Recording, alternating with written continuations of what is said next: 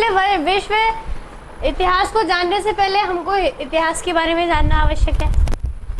क्या जानना कि व्हाट इज हिस्ट्री, इतिहास क्या है। तो आप अगर इसको देखें हिंदी में तो साफ साफ निकल रहा है, इति प्लस इति मतलब कि हाँ, हास मतलब कि हानि हो चुकी है, निकल चुका है, खत्म हो चुका है, ठीक है। तो इतिहास मतलब कि भूतकाल की घटनाएं, या और क्या कह सकते हैं, इसकी क्या परिभाषा होती है, वर्तमान के संदर्भ में भूत का अध्ययन ही इतिहास है, ठीक है। The study of past in the context of present is the history. क्या होगी परिभाषा, वर्तमान के संदर्भ में भूत का अध्ययन या भूतकाल का अध्ययन ही इतिहास है। लिख लीजिए, परिभाषाएं छोटी छोटी से आपको नंबर दिलाएंगी। वर्तमान के संबंध में भूतकाल का अध्ययन इतिहास कहलाता है। The study of past in the context of present is called history. क्या कहलाता है, इतिहास कहलाता है। ये परिभाषा हो गई हिस्ट्री की, जहां चाहो वहां फिट कर दो। वर्ल्ड हिस्ट्री में भी फिट होगी, एंशिएंट में भी होगी, मेडिएवल में भी, मॉडर्न में भी होगी, ठीक है। और बिल्कुल ये जो डेफिनेशन आपने लिखी है, आज से रिलेटेड हम अपने पास्ट को स्टडी तो कर रहे हैं। हिस्ट्री मतलब क्या, अबाउट दी पास्ट। हिस्ट्री में कभी आप फ्यूचर नहीं पढ़ेंगे, है ना, जो हो चुका है उसको पढ़ रहे हैं, होने वाला वो इतिहास होगा। आज जो है वो वर्तमान है, जो हो चुका है वो भूत है, और जो आने वाला है वो भविष्य है। तो भविष्य के बारे में कोई यहाँ पर बात नहीं होती है। यहाँ पर आज को रिलेट करके पिछली बातों को हम क्या करते हैं, पहला पॉइंट आ गया कि हिस्ट्री क्या है। अब दूसरा पॉइंट ये आता है कि हम इसे पढ़ते क्यों हैं, व्हाई शुड, क्यों पढ़ना चाहिए हमें हिस्ट्री, है ना। क्योंकि और बिल्कुल जहाँ तक मुझे पता है सब लोग सोचते होंगे कि ज़्यादा पढ़ लेते हैं तो बोरियत हो जाती है ना, या क्यों पढ़ रहे हैं, बहुत सारे लोग का क्वेश्चन होता है। जो निकल चुका है वो निकल चुका है, क्यों पढ़ना चाहिए या क्यों पढ़ते हैं।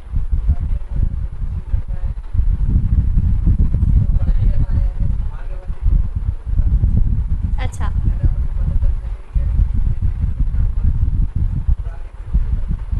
ठीक है, और कोई सीख लेने के लिए, ठीक है। आप बता रहे थे, ठीक है, और आप बताइए।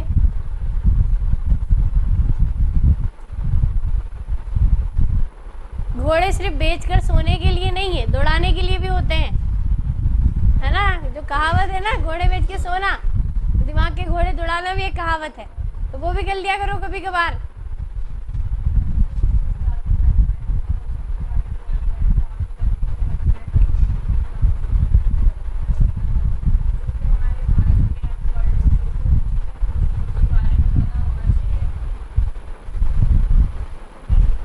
यही वहाँ बोल देना कि मेरी जगह योग्यता की कॉपी चेक कर लीजिए, है ना, और मुझे नंबर दे दीजिए आप, ठीक है।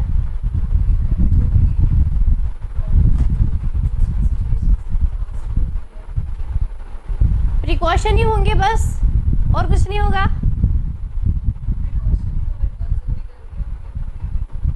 इसके अलावा, गलतियों के अलावा भी हम हिस्ट्री से बहुत कुछ लेते हैं कि हमारे हिस्ट्री में जो मोनूमेंट,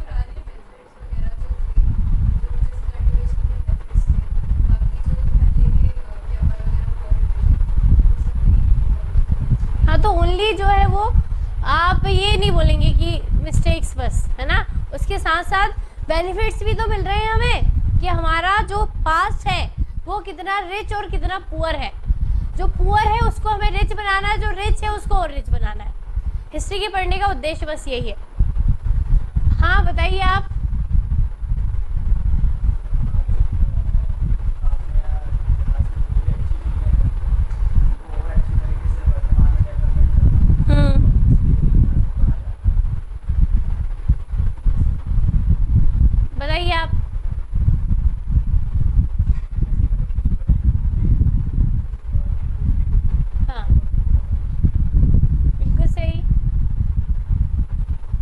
बताइए।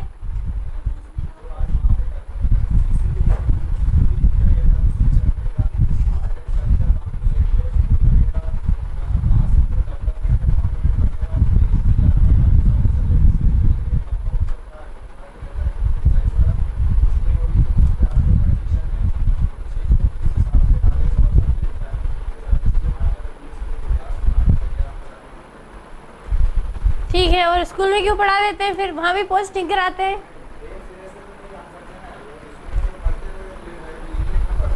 अच्छा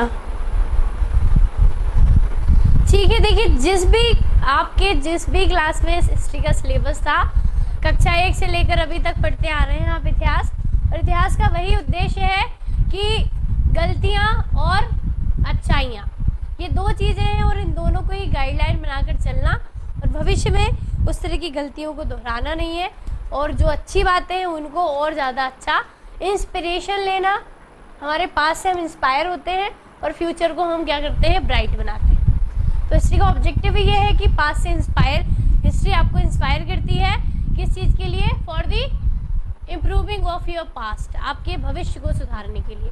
तो पढ़ने का उद्देश्य यही है पूरा, ठीक है।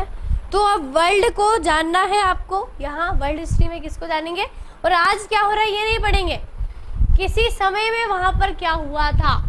और एक चीज़ हमेशा इस बात को ध्यान रखेंगे कि पास्ट आपका प्रेजेंट और आपका फ्यूचर डिसाइड करता है। पास्ट ही रिलेटेड है किससे, आपके प्रेजेंट से और आपके फ्यूचर से।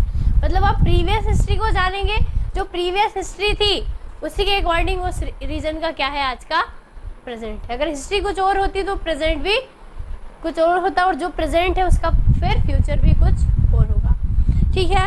तो सबसे पहले ये बात शुरू करते हैं, तो हिस्ट्री की पहले तो डेफिनेशन देखा, दूसरा हमने देखा कि हिस्ट्री क्या है, पढ़ते क्यों है, ठीक है। तो कारण क्या है, पढ़ने का इंस्पिरेशन, हमें वहाँ से क्या चाहिए है, इंस्पायर होना है, और इंस्पायर दो चीज़ों के लिए होना है, एक ऐसी चीज़ जो कमियाँ थी उनको नहीं रिपीट करना है, और दूसरी चीज़ जो हमारे सॉलिड पॉइंट थे जिसकी वजह से उस समय इंडिया बहुत ही, या इंडिया के वर्ल्ड में बहुत ज़्यादा डेवलपमेंट हुए, उन पॉइंट को क्या करना है, इन्हेंस करना है, बढ़ाना। जैसे कि समझिएगा उदाहरण के लिए कि इंडिया में जो है इंडियन लोगों की जो पॉलिसीज़ थी वो बहुत वीक थी, और इसी वजह से बहुत सारे लोग यहाँ पर आकर आक्रमण करते थे, राजाओं को हरा देते थे और यहाँ पर अपना एम्पायर बिल्ड। तो ये हमारा पास्ट था। प्रेजेंट में हमने उससे क्या सीखा कि अब हमें इतनी रिजिड पॉलिसी बनानी है कि कोई भी without any permission of Indian government India में एंट्री नहीं करेगा, और स्थापित यहाँ अब एम्पायर बिल्ड करना तो दूर की बात है, यहाँ गवर्नमेंट की परमिशन से वो पानी भी नहीं पिएगा, है ना। जो विदेशी आते हैं वो बिल्कुल प्रॉपर स्ट्रेटेजी के साथ आते हैं, वीज़ा है उनका, और अगर ख़त्म हुआ है तो उनको यहाँ पर कोई परमिशन अलाउड नहीं है, ट्रेड नहीं कर सकेगा। पहले तो आए, व्यापार किया, और व्यापार ईस्ट इंडिया कंपनी व्यापार करने आई थी, ट्रेड किया, और ट्रेड थोड़े बहुत दिन किया, और इंडिया में क्या सपना देखने लगे कि हमको यहाँ का राजा बनना है, और बन गए वो फाइनली। 300 ईयर उन्होंने इंडिया पर एडमिनिस्ट्रेशन किया। तो ये हमारे पास की क्या थी, गलतियाँ थी, जिनको प्रेजेंट में हम क्या नहीं करेंगे, अब रिपीट नहीं करेंगे। एग्जाम्पल क्लियर हो गया, ठीक है। तो यही हिस्ट्री को पढ़ने का ऑब्जेक्टिव है कि जो गलतियाँ हुई हैं उनको भी, और जो बहुत अच्छी बातें हुई हैं उनको भी। अब तीसरी चीज़ आती है कि हिस्ट्री चूँकि इतनी पुरानी है, 4000 साल 5000 साल, 2 दिन पहले की बात तो याद रहती नहीं है हमें, है ना। कि अगर पूछ लें कि नेक्स्ट संडे जो था वो लंच में क्या खाया था आपने, या कौन सी ड्रेस पहनी थी, ठीक है। तो अगर नेक्स्ट संडे, लास्ट संडे आप अगर मान लीजिए कोई मैरिज में गए थे, तब तो आप बता देंगे कि ये खाया था और ये वाली ड्रेस पहनी थी। लेकिन वो अगर नॉर्मल संडे होगा आपका, तो क्या आप उसके बारे में डिटेल में बता पाएंगे, या बहुत सोचने के बाद 2-4 पॉइंट बता पाएँ। लेकिन अगर कल का ही पूछ लें तो आप तुरंत बता देंगे।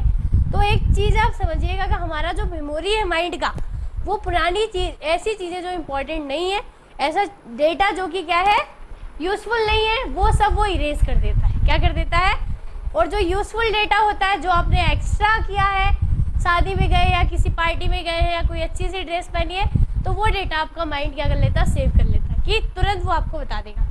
तो आप ये चीज़ समझिए कि 4000-5000 साल पहले की बातें कैसे याद थी, और हम कैसे याद रखें, और जो जिन लोगों ने हिस्ट्री लिखी उन्हें कैसे याद थी।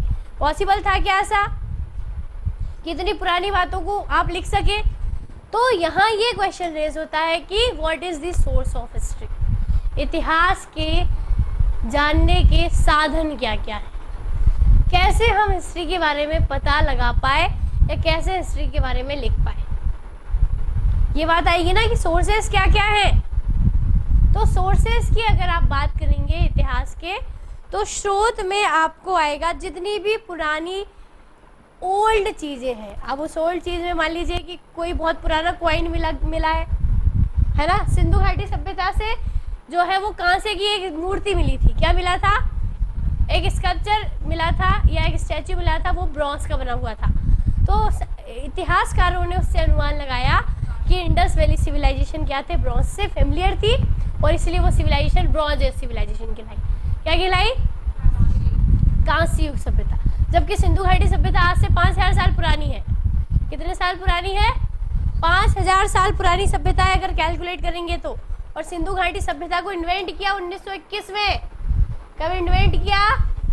1921 में इन्वेंट किया। 1921 में खोजा और वैज्ञानिक और हमारे इतिहासकारों ने बता दिया कि ये 5000 साल पुरानी सभ्यता है। तो 1921 में 5000 साल पुराना इतिहास लिखा गया। एग्री है इस बात से? 1921 में ही लिखा ना ये सिंधु घाटी सभ्यता के बारे में। इससे पहले कोई नहीं जानता था कि सिंधु घाटी जैसी कोई सभ्यता है, लेकिन 1921 में लिख रहे हैं। और कितना 1000 साल पुराना इतिहास लिख रहे हैं, तो कैसे लिखा? इतनी पुरानी बातों को इतना प्रूफ के साथ कैसा लिखा? तो बिल्कुल उस रीजन में फाउंड हुए जितने भी इक्विपमेंट्स हुए, जितनी भी कमोडिटीज, कोई गुड्स मिली उनको, वहाँ पर कोई ग्रेन मिला, कोई मूर्ति मिली, कोई धातु मिली, कोई कॉइन मिला, उन सब को उन्होंने रखा और लिखते गए हिस्ट्री कि अगर सिक्के मिले हैं मतलब क्या, सिक्के झाड़ से तो नहीं उगते कि पेड़ से तोड़ लिया, बनाए जाते हैं, मतलब टकसाल हुए होंगे, सिक्कों को ढालने की व्यवस्था हुई होगी, धातुओं से परिचित हुए होंगे, है ना। बड़े बड़े वहाँ पर वॉशरूम मिले हैं, तो मतलब वो लोग जो थे वो बनाने वाले थे, उनको जो है घर बनाने की टेक्निक बताती है ना। प्रॉपर अरेंज उनका घर मिला है। सिंधु घाटी सभ्यता को इतिहासकारों ने अर्बनाइज सिविलाइजेशन कहा है। कैसी सभ्यता? नगरीय सभ्यता, क्योंकि लोग नगर बनाकर रहते थे, ग्रामीण सभ्यता नहीं थी।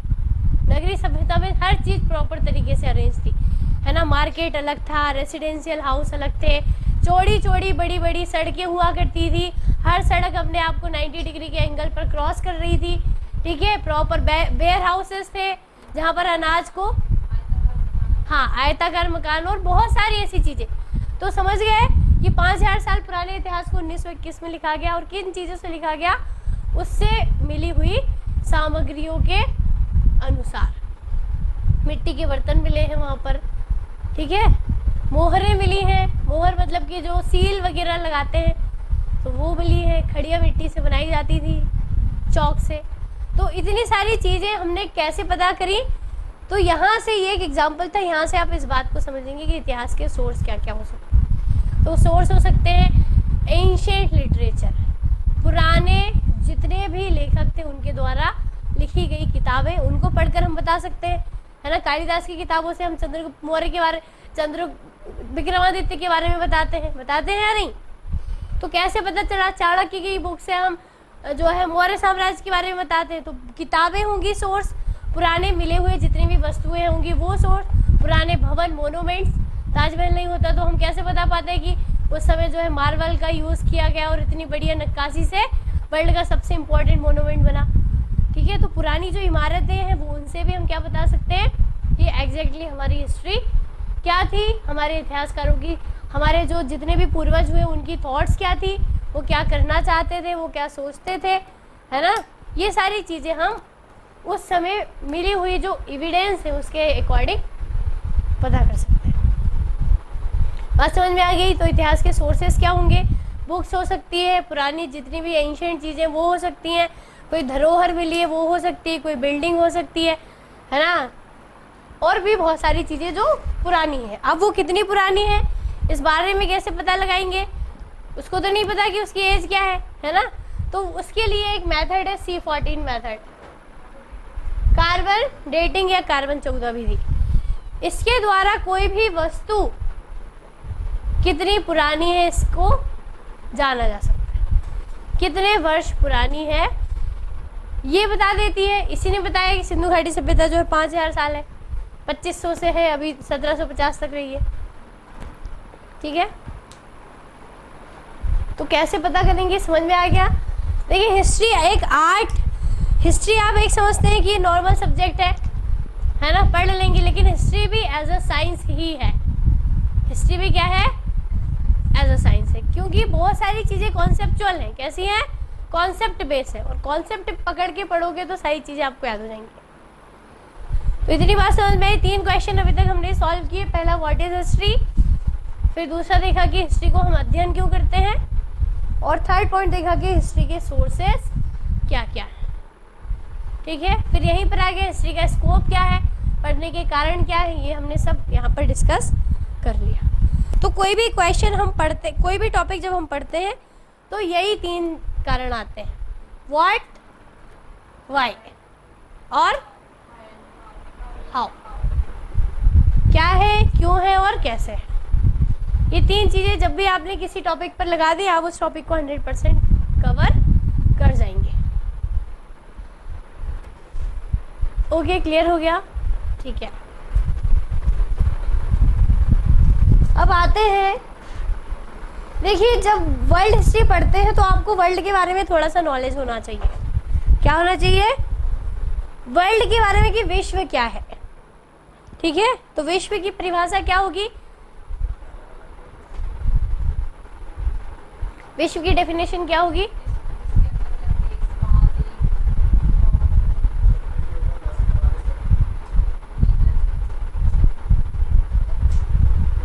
World, definition of world, world को आप किस तरह से डिफाइन करेंगे।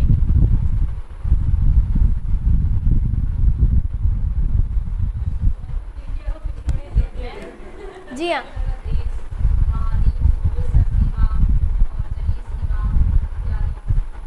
ठीक है, और कोई बताना चाहेगा, आप बताना चाहेंगे अलकेश जी, विश्व से क्या समझते हैं।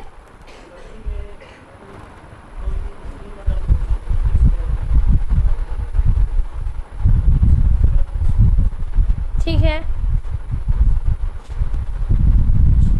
क्या सीधी सी परिभाषा बोल सकते हैं आप, huge earth, huge earth is the world, पूरी पृथ्वी विश्व है, क्योंकि पृथ्वी के अलावा कोई किसी और प्लैनेट के बारे में हम जानते नहीं जहाँ पर जीवन है। ऐसा कोई प्लैनेट है, अभी कल वर्ल्ड अर्थ डे, नहीं 22 को विश्व पृथ्वी दिवस था, है ना, वर्ल्ड अर्थ डे था, और कब से सेलिब्रेट हो रहा है, 1970 से, और थीम क्या थी,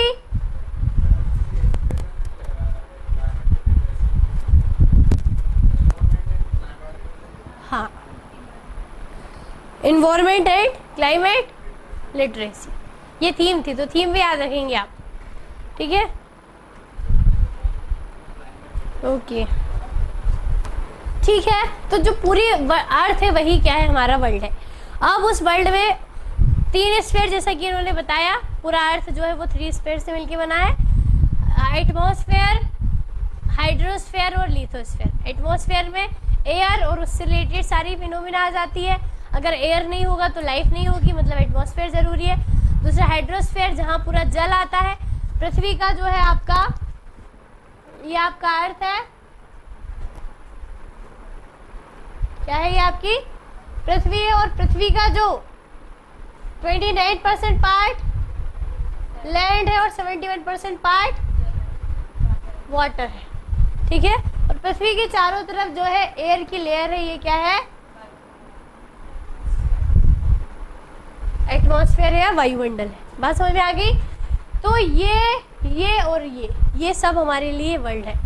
इसके अलावा पृथ्वी पर और कुछ नहीं है। ये 3 चीज़ मतलब 100% अर्थ। ठीक है, तो ये वाटर एरिया है, इसके बिना लाइफ नहीं है, इसके बिना लाइफ नहीं है, और ये है, ये 29% है, इसके बिना भी नहीं। तो ये तीनों चीज़ें मिलाकर ही आप ह्यूज वर्ल्ड कंसिडर करते हैं। लेकिन है क्या यहाँ पर कि अब पृथ्वी के सारे पोर्शन पर, पूरी पृथ्वी पर तो लाइफ नहीं है, ये 29% पार्ट है, इसमें भी बहुत ही कम ऐसे एरियाज जहाँ पर लाइफ पॉसिबल। तो आप जानते हैं कि ये जो अर्थ है हमारी, इस पर 7 ऐसे प्लेसेस हैं जहाँ ह्यूमन बींग्स रहती हैं, उसको बोलते हैं कॉन्टिनेंट ऑफ द अर्थ, पृथ्वी पर स्थित महाद्वीप। कितने हैं? 7 है। तो उन महाद्वीपों में शुरुआत करेंगे हम। एशिया महाद्वीप, ये आपका जो है एशिया महाद्वीप है, इंडिया ये है आपका, ये वाला यूरोप है। कौन सा कॉन्टिनेंट है ये? यूरोप है। और वर्ल्ड हिस्ट्री का जो प्रादुर्भाव है वो यहीं से माना जाता है। सबसे रिच कॉन्टिनेंट हमेशा से यूरोप रहा है और आज भी है। हर क्षेत्र में यूरोप रिच है। हिस्ट्री देख लो, ज्योग्राफी देख लो, पॉलिटी देख लो वहाँ की, है ना। पूरे वर्ल्ड पर इसका रूल था। भारत भी यूरोपीय देशों के ही अंडर में एग्जिस्ट करता था। तो छोटा सा रीजन है, बहुत बड़ा रीजन नहीं है, लेकिन वर्ल्ड में सबसे रिच एम्पायर यही रहा है हमेशा से, और भविष्य में भी यही रहेगा। ठीक है। और इसके बहुत से कारण है। तो अभी जब आप पुनर्जागरण पढ़ेंगे ना, जो फर्स्ट टॉपिक है आपका रेनेसां, ये शुरू हुआ था इटली से। कहाँ से शुरू हुआ था? और इटली एक देश है, कहाँ का? यूरोप का। कैपिटल है रोम। कैपिटल क्या है? रोम। तो यहीं से आप पूरे वर्ल्ड की हिस्ट्री को, तो आपको अब यहाँ ये पता होना चाहिए कि ये यूरोप महाद्वीप सबसे पहले तो कहाँ पर है? तो पृथ्वी के इक्वेटर, ये 0 डिग्री लाइन, इसको विषुवत रेखा बोलते हैं, इसके नॉर्थ में है। ठीक है। नॉर्दर्न हेमिस्फीयर से जो है वो अटेस्टेड है ये यूरोप कॉन्टिनेंट। अब यूरोप कॉन्टिनेंट में कौन कौन से देश हैं? बहुत छोटे छोटे से देश है। भोपाल बराबर तो 4 देश हो जाए वहाँ के, जितना बड़ा भोपाल है। मध्य प्रदेश में तो पता नहीं कितने देश हो जाएंगे। इतने छोटे छोटे से वहाँ पर क्या है? कंट्रीज है। ठीक है। तो कौन कौन सी कंट्री हैं, ये सब आपको यहाँ पर पता होना चाहिए। तो ये ज्योग्राफी और हिस्ट्री दोनों में आएगा। फिर थर्ड जो कॉन्टिनेंट है आपका, वो है आपका नॉर्थ अमेरिका। अमेरिकन रिवॉल्यूशन हुआ था वर्ल्ड में पहली बार। 5th नंबर का जो है वो अफ्रीका है आपका। अफ्रीका है, बहुत ही बीमारूर तरह का कॉन्टिनेंट है। भारत से भी इसकी स्थिति बहुत ही दयनीय थी, और यहाँ पर भी यूरोप कॉन्टिनेंट के देशों का एम्पायर रहा है। हमेशा ही यूरोपियन लोगों ने यहाँ पर रूल किया है। फिर नेक्स्ट है साउथ अमेरिका, ऑस्ट्रेलिया, अंटार्कटिका। हो गए 7।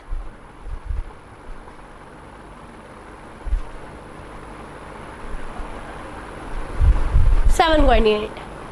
ठीक है। और ओशन की बात करें तो कितने ओशन हैं? 5 ओशन। महासागर 5। जहाँ लैंड नहीं है वहाँ पानी है, और जहाँ पानी लैंड दोनों नहीं वहाँ पे बर्फ है। इसके अलावा कोई तीसरा कॉन्सेप्ट है ही नहीं। बात समझ में आ गई? ठीक है। तो अब वर्ल्ड की हिस्ट्री को पढ़ने से पहले आपको पता होना चाहिए कि कौन सी कंट्री कहाँ पर है, किस कंट्री की क्या लोकेशन, किस कंट्री की क्या कैपिटल है, किस कंट्री की नेबर कंट्री कौन कौन सी। वरना ऐसे अजीबोगरीब नाम आएंगे या आएंगे कि आपको लगेगा पता नहीं क्या चल रहा है ये, है ना। तो इसके लिए यूरोप अभी जो पढ़ेंगे, जैसे कि रेनेसां या पुनर्जागरण, वो यूरोप से रिलेटेड है। बेसिकली पूरी वर्ल्ड हिस्ट्री यूरोप के आसपास ही भटकती है। कहाँ भटकती है? पूरी वर्ल्ड हिस्ट्री में। आप फ्रांस है तो यूरोपियन कॉन्टिनेंट है ना। अगर आप रशिया है तो आप वो आधा यूरोप है, आधा एशिया में। ठीक है। अगर first world war, second world war, तो वो भी पूरा यूरोप वाले रीजन में था। तो ये सारी चीज़ें जो है वो कहाँ पर रही हैं। अब क्वेश्चन ये रेज होता है कि यूरोप में ही क्यों, यूरोप में ही क्यों ऐसा हुआ। तो हमेशा से ये चीज़ रहा कि जिसकी सबसे ज़्यादा डिज़ायर है वो उन्हें पाने के लिए उतने ज़्यादा काम करता है। जिसकी जितनी इच्छा शक्ति, वो उतनी दूर तक क्या करता है, अपना एम्पायर बिल्डिंग। यूरोपियन कॉन्टिनेंट में रहने वाले लोग हमेशा से ही अपनी डिज़ायर कैपेसिटी के लिए जाने जाते हैं। डिज़ायर था कि हम अपने यहाँ हैं, अब हम यहाँ भी चले जाएं, पड़ोसी का घर भी ले लें, फिर उनके पड़ोसी का भी ले लें, फिर उनके पड़ोसी का भी ले लें। तो पूरे विश्व में हम अपना एम्पायर बिल्ड करना चाहते हैं। क्या करना चाहते हैं कि एक दिन हम ऐसा आए कि पूरे विश्व में केवल एक ही देश, एक ही कॉन्टिनेंट रहे, और वो क्या हो? यूरोप।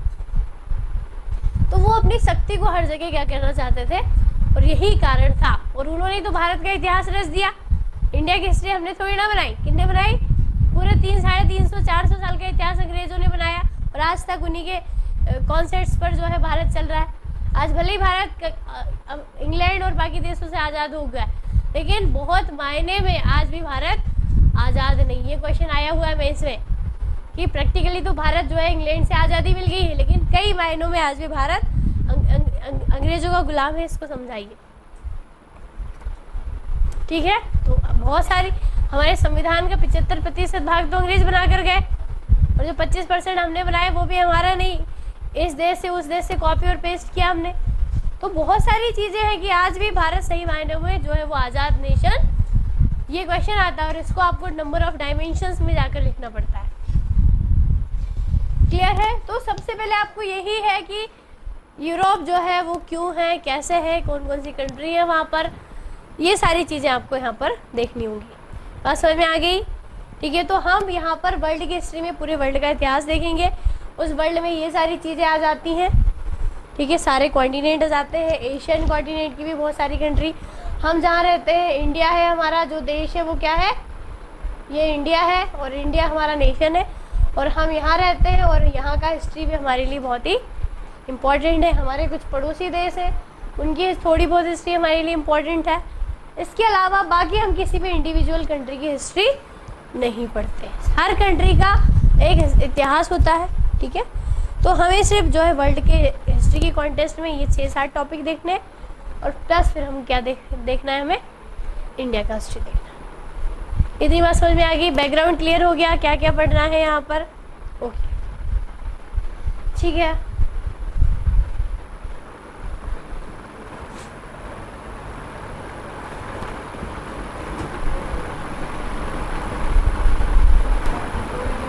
यहाँ तक किसी को कोई क्वेश्चन? जी, यूरोपीय संघ, बिल्कुल सही। यूरोपियन संघ को ईयू बोलते हैं, यूरोपियन यूनियन। यह यूरोपीय देशों का समूह है। यूरोप महाद्वीप में जितने भी देश हैं उनका क्या है, ये एक यूनियन है। और इस यूनियन, ये कब बना था ये वाला यूनियन? ईयू का फॉर्मेशन कब हुआ? डेट याद नहीं आ रही है, ठीक है। तो ये 19 कंट्री का जो है वो ग्रुप है, 19 देशों का समूह है। और इस समूह का, हाँ, 29, ठीक है। और ईयू जो है वो यूरोपीय कंट्री का ग्रुप है। और अब ये क्या करता है, नाम से क्लियर है, इसमें सारे यूरोपीय देश है, यूरोपीय महाद्वीप के देश है, ठीक है। इन देशों ने अपना यूनियन इसलिए बनाया ताकि यह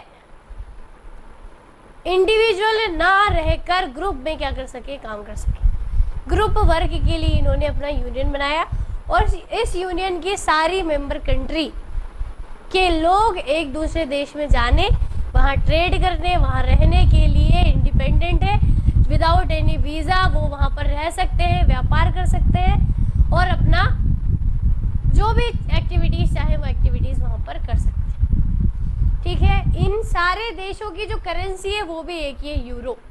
कौन सी करेंसी यूज़ करते हैं ये? यूरो यूज़ करते हैं, ठीक है। और यूरो करेंसी ये वाली है, कौन सी करेंसी है? यूरो का सिंबल ये है, तो यूरो करेंसी यूज़ करते हैं, ठीक है। जिससे क्या होता है, जैसे भारत और पाकिस्तान की मुद्रा अलग अलग है, तो व्यापार में परेशानी होती है ना कि हम पाकिस्तानी मुद्रा कहाँ से लाएं और वो भारतीय मुद्रा कहाँ से लाएं, दिक्कत होगी या नहीं होगी। तो अब क्या करते हैं ये कि ये एक ही करेंसी यूज़ होने से यहाँ पर व्यापार की दिक्कतें खत्म हो जाती हैं। नेपाली मुद्रा अलग है, इंडियन मुद्रा अलग है। नेपाल घूमने जाओगे तो इंडियन मुद्रा नहीं लेगा, वो आपसे क्या लेगा? नेपाली करेंसी, आपको एक्सचेंज कराना पड़ेगा। तो यहाँ ऐसा कुछ नहीं, यहाँ पर क्या है, सारी करेंसी कॉमन है। तो पहली चीज़ है यहाँ पर म्यूचुअल ट्रेड की फैसिलिटी कॉमन है, म्यूचुअल रेसिडेंस कर सकते हैं, जैसे भारत पाकिस्तान में आने जाने के लिए वीज़ा, पासपोर्ट और बहुत सारी चीज़ों की आवश्यकता है। लेकिन ये 29 देश आपस में जो है कहीं भी कैसे भी जा सकते हैं। तो आपने अभी रिसेंटली देखा होगा कि जो ब्रिटेन है, क्या है, ब्रिटेन ने बोला है कि मुझे ईयू से बाहर निकलना है। इसको ब्रेक्जिट बोला गया। क्या बोला गया? ब्रेक्जिट। ब्रिटेन जो था वो एग्जिट हो गया। क्या हो गया? ब्रिटेन क्या हो गया? एग्जिट हो गया। कहाँ से? यूरोपीय संघ से। क्यों हो गया अब?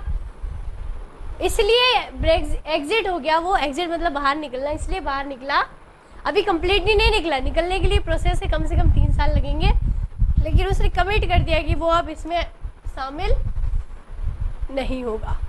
क्यों किया उसने ऐसा? उसने ऐसा इसलिए किया कि ब्रिटेन के बारे में जानते हैं, हमेशा ही एक पावरफुल कंट्री रहा है और वो अपनी सुरक्षा और अपनी डिग्निटी को बनाए रखना चाहता है।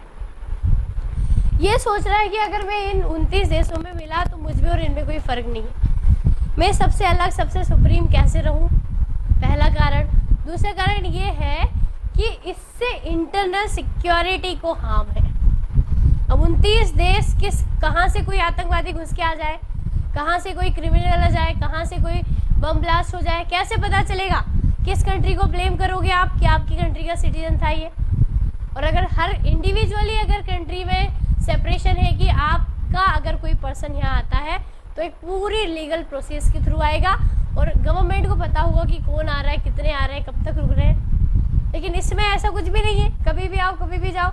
जैसे हम इंडिया के किसी भी स्टेट में घूम सकते हैं ना, वैसे ये 29 देश के लोग किसी में भी आपस में घूम सकते हैं। तो पहली तो ये था आंतरिक सुरक्षा का खतरा था, दूसरी वो डिग्निटी की बात हो रही थी, ठीक है। तो एक कारण ये था और थर्ड चीज़ ये थी कि ब्रिटेन जो है वो इस करेंसी को एक्सेप्ट नहीं करता। ब्रिटेन की मुद्रा पाउंड है। क्या है? पाउंड है। ब्रिटेन की करेंसी क्या है? पाउंड है। वो यूरोपियन यूनियन की ये वाली करेंसी को क्या नहीं करता है? फॉलो नहीं करता, ठीक है। दूसरी चीज़ है, ब्रिटेन ने कहा कि बाकी देशों के लोग आकर हमारे यहाँ, क्योंकि सब इन सारे देशों में सबसे रिच कौन है? भारत का इंसान कहाँ जाना पसंद करेगा? सबसे ज़्यादा विदेश में अमेरिका, इंग्लैंड ऐसे देश आता है। तो अब जो ये बाकी देश हैं वो सब कहाँ आ जाते हैं? व्यापार करने के लिए, रहने के लिए या बाकी पर्पस से इंग्लैंड में आते हैं। इससे इंग्लैंड के रिसोर्सेज जो हैं वो हार्म हो रहे हैं। दूसरी चीज़ है, इंग्लैंड के लोगों को वो एडवांटेज नहीं मिल रहा है। तीसरी चीज़, इंग्लैंड में पॉपुलेशन रेट बढ़ रही है। तो इंग्लैंड की जो सिक्योरिटी है वो खर्च हो रही है, इंग्लैंड की करेंसी खर्च हो रही है, इंग्लैंड में लोगों की संख्या बढ़ रही है। तो इस तरह से इंग्लैंड की डिग्निटी कहीं ना कहीं इस वजह से बोल रहा है कि नहीं मुझे इसमें। लेकिन एक चीज़ यहाँ पर यह है कि ब्रेक्जिट जो है उससे निकलना, यूरोपियन यूनियन से निकलना इतना आसान नहीं है। तो इसीलिए वहाँ पर रेफरेंडम कराया गया। रेफरेंडम मतलब होता है जनमत संग्रह। किसी काम के लिए पब्लिक से पूछा जाता है कि आप वोट करिए। हमारे यहाँ रेफरेंडम जैसा कोई कॉन्सेप्ट नहीं है। हमारे यहाँ जो भी काम होते हैं वो पार्लियामेंट डिसाइड करती है, गवर्नमेंट डिसाइड करती है, कोई बिल बनना है नहीं बनना है ये सब। लेकिन वहाँ पर सरकार डिसाइड नहीं करती। वहाँ पर कोई मैटर होता है, जनता को दे दिया, लो 50% से ज़्यादा वोट आ गए तो यस, कम आए तो नो, खत्म। सरकार नहीं, कौन करती है? तो वहाँ पर रेफरेंडम है। और हमारे यहाँ पर भी खैर ऐसा है, लेकिन हमारे यहाँ पहले ही जनता से वोट मांग लिया जाता है ना, कि आपने मान लीजिए किसी एक नेता को वोट दिया और वो जितने भी काम कर रहा है, चाहे अच्छे चाहे बुरे, जिसने वोट दिया उसका भी उसमें हाथ है। अच्छे काम कर रहा है तब भी हाथ है और बुरे काम कर रहा है तब भी है ना, क्योंकि चुना तो उसी ने था। तो फिर वही जनता उनको क्या करती है? भला बुरा सुनाती, मतलब अपने आप को भला बुरा सुना रही, मतलब तो यही हुआ। तो वहाँ पर डायरेक्टली होता, हमारे यहाँ इनडायरेक्ट होता, बस फ़र्क इतना है। संविधान में रेफरेंडम जैसा कोई कॉन्सेप्ट, लेकिन सारे यूरोपियन कंट्री में रेफरेंडम होता है। तो जनता से पूछा तो जनता ने कहा कि हाँ, यूरोपियन यूनियन से इंग्लैंड को अलग हो जाना चाहिए। और इंग्लैंड क्या हो गया? वहाँ से अलग होने के लिए कमिट कर दिया है। प्रोसेस होने में पूरे 3-3.5 साल लग जाएंगे, लेकिन फ़िलहाल प्रोसेस स्टार्ट हो चुकी है। तो ये था यूरोपियन यूनियन और इसी में हुआ ब्रेक्जिट। अब यहाँ से इटली भी बोल रहा है कि नहीं मुझे भी हटा दो, मैं भी हटूँगा, ठीक है। आप सभी हटे तो फिर यूरोपियन यूनियन का मतलब क्या हुआ? और ये यूरोपियन यूनियन एक साथ पूरे यूरोप को रिप्रेजेंट करती है, एक साथ पूरे, जैसे G20 मतलब ग्रुप ऑफ 20 कंट्री। तो 19 देश प्लस एक यूरोपियन यूनियन। 19 देश है प्लस एक क्या है? EU है। अगर एक EU मतलब 29 देश। कितने देश? तो G20 20 देशों का समूह है, भारत भी इसमें है, सबसे इम्पोर्टेंट बात यह है। और यूरोपियन यूनियन जो है वो इसमें है, ठीक है। तो यूरोपियन यूनियन अपने आप में 29 देशों को रिप्रेजेंट करता है। तो इटली वहाँ से हटना चल रहा है, उसके भी यही कारण है, क्योंकि क्योंकि वो भी नहीं चाहता कि उसके रिसोर्स जो है वो बाकी लोग लेके चले जाए। तो इस तरह से धीरे धीरे हर कंट्री अपना प्रॉफिट। यहाँ पर आपको एक चीज समझनी होगी कि यूरोपियन यूनियन किस चीज का परिणाम है? It is a cause of globalisation. किस चीज का परिणाम है? ग्लोबलाइजेशन क्या होता है? वैश्वीकरण। वैश्वीकरण का मतलब ये है कि आप यहाँ बैठे विश्व के किसी भी देश में कुछ भी कर सकते हैं। कुछ भी कर सकते हैं मतलब बम ब्लास्ट नहीं करना है, कांटेक्ट एस्टैब्लिश कर सकते हैं, कॉल कर सकते हैं, बात कर सकते हैं, घूम सकते हैं, सारे अधिकार आपके पास है। सिमिलर विश्व के किसी भी कॉर्नर में बैठा हुआ कोई भी व्यक्ति पूरे विश्व में किसी भी तरह से क्या हो सकता है? अटैच्ड हो सकता है। That is the globalisation. इसी को क्या बोलते हैं? वैश्वीकरण। तो आप एक चीज समझिएगा कि ये वैश्वीकरण का ही कारण था। भारत भी वैश्वीकरण को सपोर्ट करता है।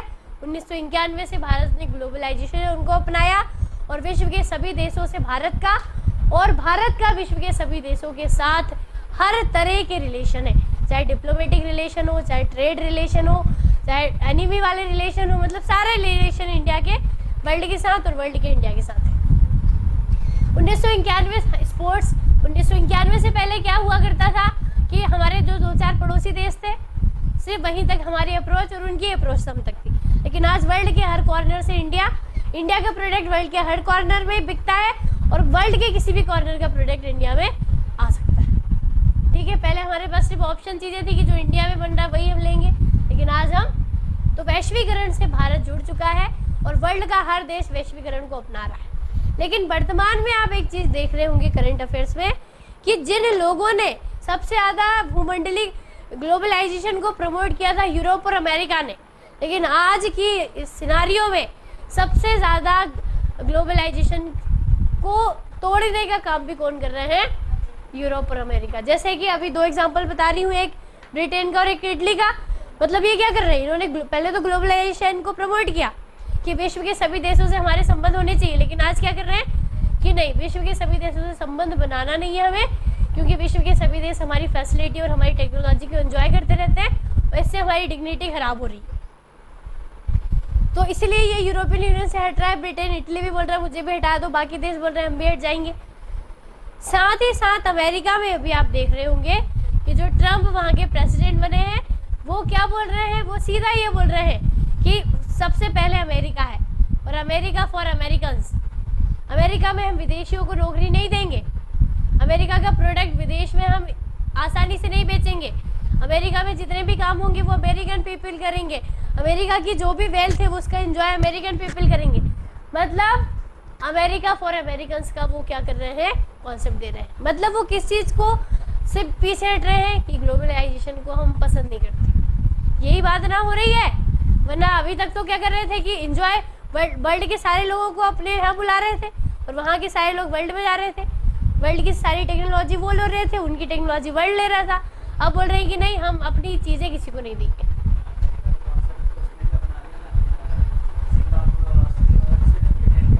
हाँ, तो यही चीज़ है कि एक 1990 के दशक में जब वही देश क्योंकि ग्लोबलाइजेशन के बारे में चीख चीख कर बातें कर रहे थे और उन्हीं से बाकी देशों ने ग्लोबलाइजेशन का कॉन्सेप्ट बाय किया, आज वही देश ग्लोबलाइजेशन से पीछे हट रहे हैं। अब वर्ल्ड के जो छोटे मोटे देश हैं बेचारे, वो भी सिर्फ परिभाषा जाने कि क्या है ग्लोबलाइजेशन। हाँ, मतलब हाथ में दी मिठाई और खाने नहीं दी, वापस छुड़ा ली, है ना। तो यही चीज़ जो है वो क्या हो रही है? भूमंडलीय ग्लोबलाइजेशन के साथ। संयुक्त राष्ट्र संघ क्या? हाँ, लेकिन कैसे हटा देंगे? अमेरिका इसलिए यूएनओ है, अमेरिका है इसीलिए यूएनओ है। ठीक है, तो ये कुछ भी कर सकते हैं। ये विश्व के कैसे प्रोमिनेंट कंट्री हैं, रिच कंट्री हैं, है ना, एस्टैब्लिश कंट्री है। जब भारत गुलाम हुआ उस समय तो अमेरिका आज़ाद हो चुका था। वो यही बोलेगा कि चुप रहो इंडिया ने अगर कुछ बोला तो वो यही बोलेगा कि चुप रहो बेटा, तुम जिस दिन गुलाम हुए थे ना तब हम आज़ादी के झंडे ले गाड़ चुके थे, है ना, तो बात मत करो ज़्यादा हमारे सामने। किसका? ये यूरोप में ही है। ठीक है, तो ये है कि इंडिया जैसे लोग तो उनके आगे कुछ बोलने की हैसियत नहीं रखते। बात समझ में आ गई? तो अमेरिका ये बहुत ही स्टैब्लिश कंट्री, इनको कोई कुछ नहीं कर सकता। अमेरिका, चीन, है ना, ये जो है रशिया, फ्रांस, ब्रिटेन, ये वर्ल्ड की 5 महाशक्तियाँ हैं। क्या है? वर्ल्ड की 5 मेजर पावर्स वाली कंट्रियाँ हैं। इसके अलावा जापान है, जर्मनी, ये भी है स्टैब्लिश्ड, लेकिन ये यूएन के मेंबर नहीं है। तो अब वर्ल्ड हिस्ट्री के कंटेस्ट में यही सारी चीज़ें रहेंगी कि ब्रेग्जिट समझ में आ गया क्यों एग्जिट हुआ? क्योंकि वो अपने आप को जो है सब अपनी जितनी भी क्वालिटीज़ है वो किसी के साथ शेयर नहीं करना चाहते, है ना। बहुत सारे लोग रहते हैं ना कि थोड़ा बहुत कुछ आता है तो फिर बहुत ज़्यादा समझने लगते हैं अपने आप को, पूछोगे तो नहीं बताएंगे, है ना। तो वही चीज़ है यहाँ पर भी, इनके पास भी वही हमेशा से थी और इनका मानना यह है कि हम उसी क्वालिटी के कारण वर्ल्ड पर राज करते हैं।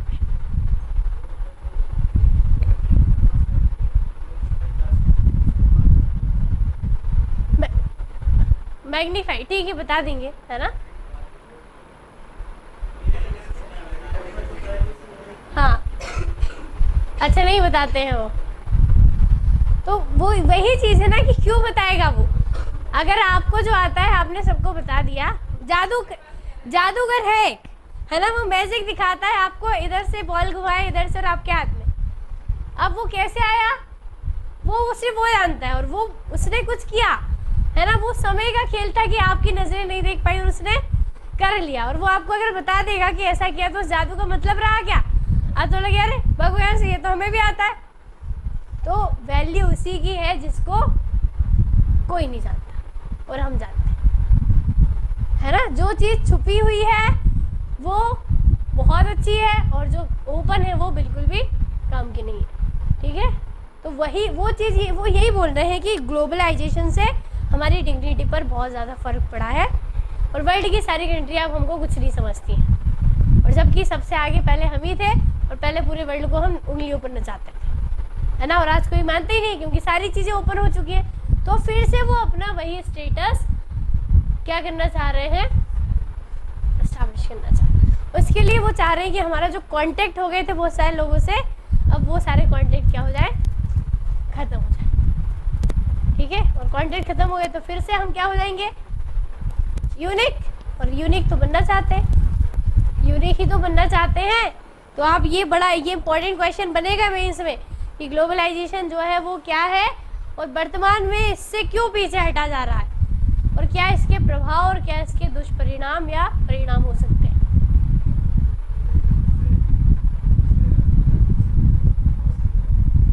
तो ये कुछ दिन का लॉस है।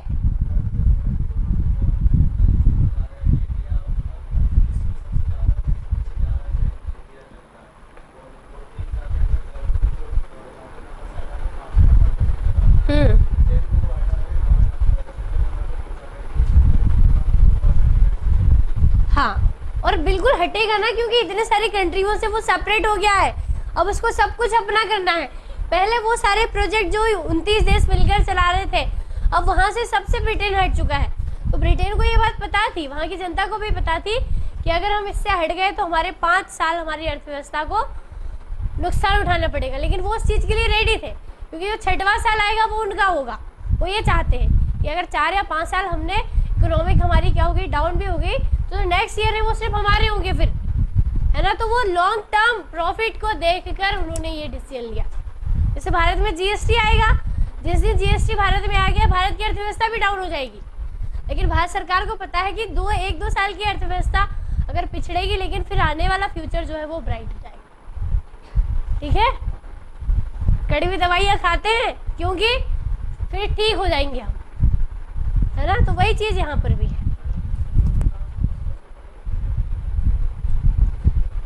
सिक्योरिटी काउंसिल पर तो ऐसे कोई खास असर नहीं पड़ेगा। वो असर इसलिए नहीं पड़ेगा क्योंकि सिक्योरिटी काउंसिल यूएनओ ये अदर ग्रुप है और ईयू अदर ग्रुप है। ईयू के सेपरेशन का विश्व की इकोनॉमिक्स पर प्रभाव पड़ सकता है, ठीक है, ब्रिटेन की अर्थव्यवस्था पर प्रभाव पड़ सकता है। लेकिन सिक्योरिटी काउंसिल है या यूएन है या यूएनओ के अदर एसोसिएट ऑर्गेनाइजेशन, उस पर इसका कोई भी ऐसा प्रभाव देखने को नहीं मिलेगा।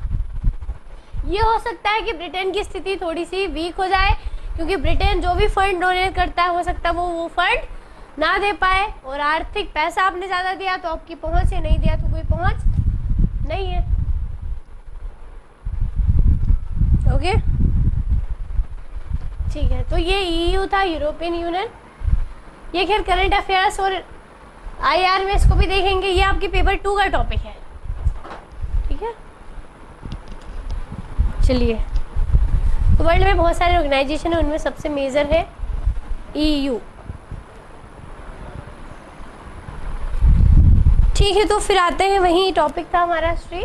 तो हमने देख लिया था वाई क्यों करते हैं, क्या सोर्सेस है इसके, ठीक है, और फ्यूचर में क्या स्कोप है। अब अगर बैकग्राउंड की बात करें हम, इसके वर्ल्ड हिस्ट्री के बैकग्राउंड की अगर बात करते हैं,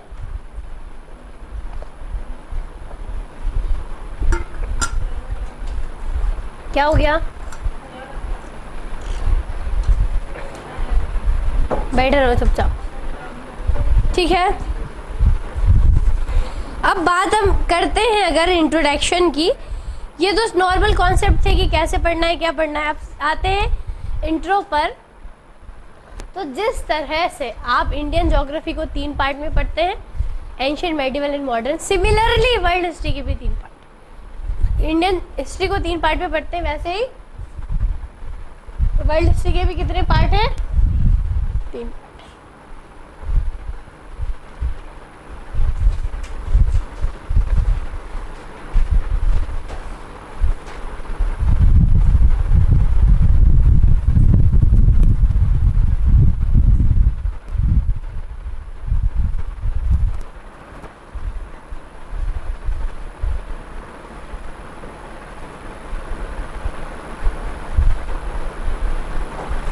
तीन पार्ट, ठीक है। प्राचीन में लिख लीजिए, इंट्रोडक्शन में लिखेंगे, प्राय विश्व इतिहास को 3 भागों में बांटा जाता है। वर्ल्ड हिस्ट्री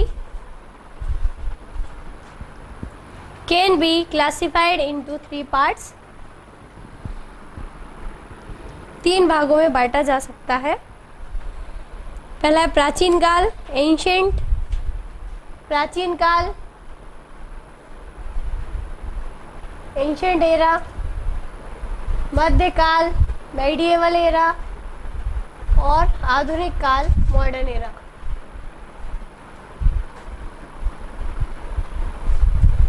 ठीक है,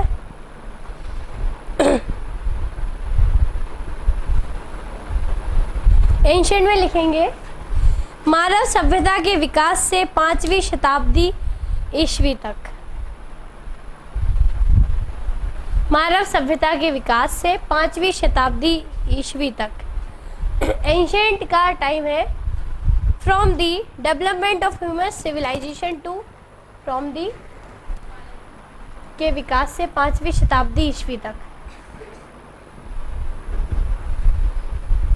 from the development of human civilisation to 5th century AD।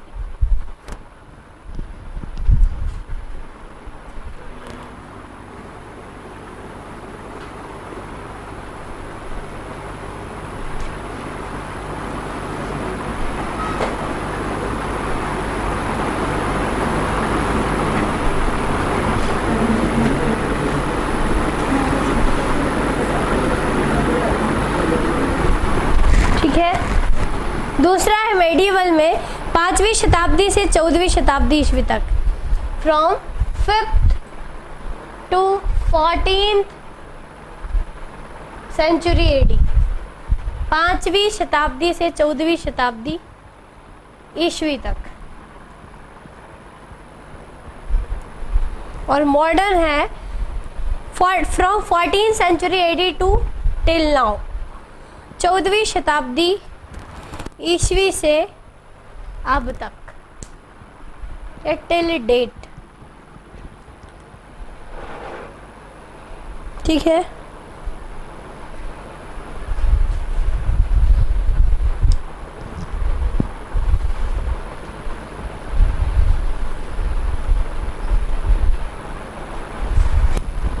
Okay. तो तो जिस तरह से आप एंशिएंट इंडिया को पढ़ते हैं, मेडिवल को पढ़ते हैं, मॉडर्न को पढ़ते हैं, सिमिलरली वर्ल्ड में भी ऐसा ही फेजेस को हम डिवाइड कर सकते हैं। अब बात ये आती है कि जैसे कि आपने देखा होगा प्राचीन भारत सबसे रिच भारत था। सबसे रिच इतिहास क्या है भारत का? प्राचीन भारत। तो सिमिलरली जो आपका एंशिएंट वर्ल्ड था,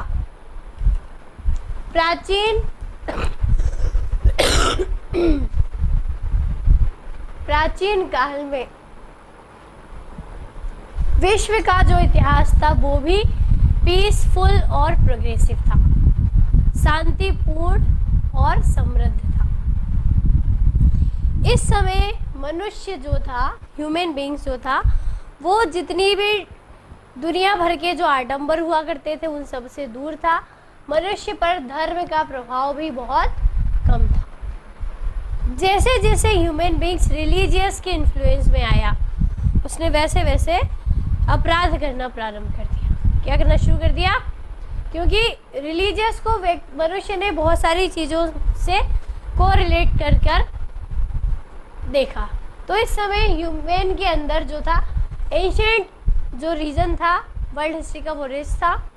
यहाँ पर ह्यूमन की जो था डेवलपमेंट और एक प्रोग्रेसिव एस्पेक्ट आपको देखने को मिलेगा। यहाँ पर ह्यूमन रिलीजियस से ज़्यादा अफेक्टिव एसोसिएट। और इसी समय यूरोप में रोम या रोमन साम्राज्य का प्रादुर्भाव हुआ।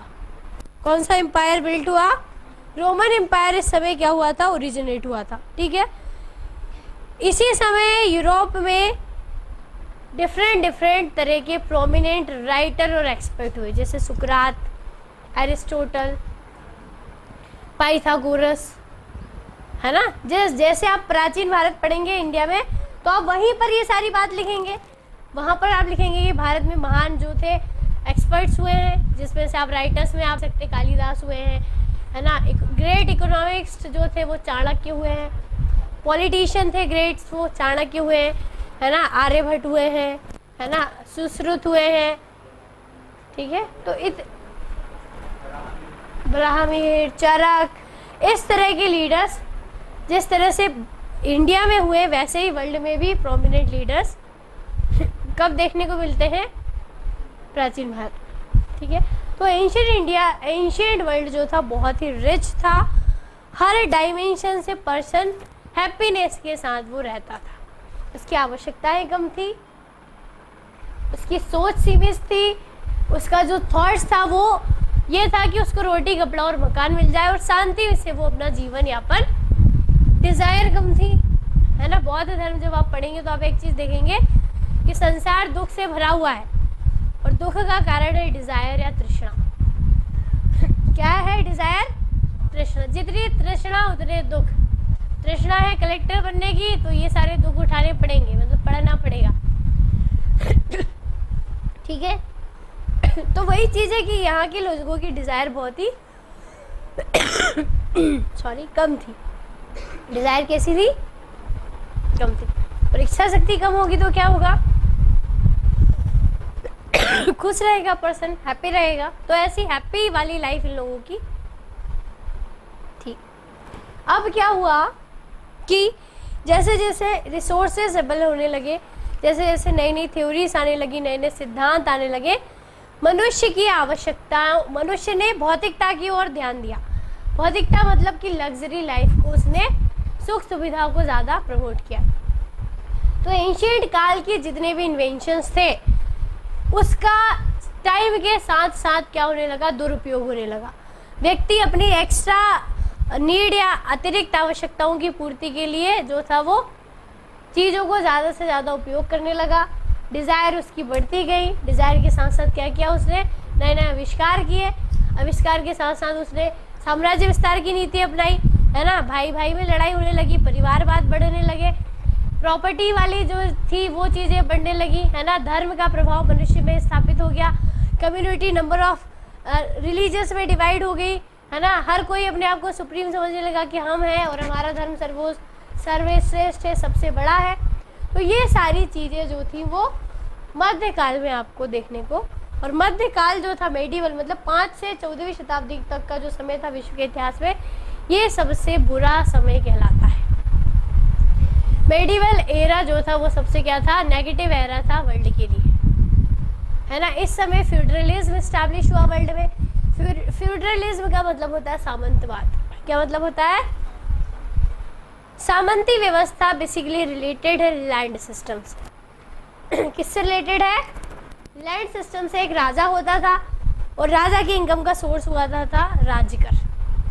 यहाँ जो जिनके हाथ में सत्ता आ गई थी यहाँ पर, वो मध्यकाल में क्या करने लगे, उसका दुरुपयोग करने लगे। हम राजा हैं, आप सब तुच्छ प्राणी हो, आप जनता हो, और हम जैसा कहेंगे वैसा आपको करना पड़ेगा। अब हम राजा हैं तो हम एक एक से तो कांटेक्ट नहीं कर सकते, तो हमने क्या किया, अपने चेले लगा दिए। चेले मतलब कि हमने मीडिएटर्स लगा दिए। किसके पीछे?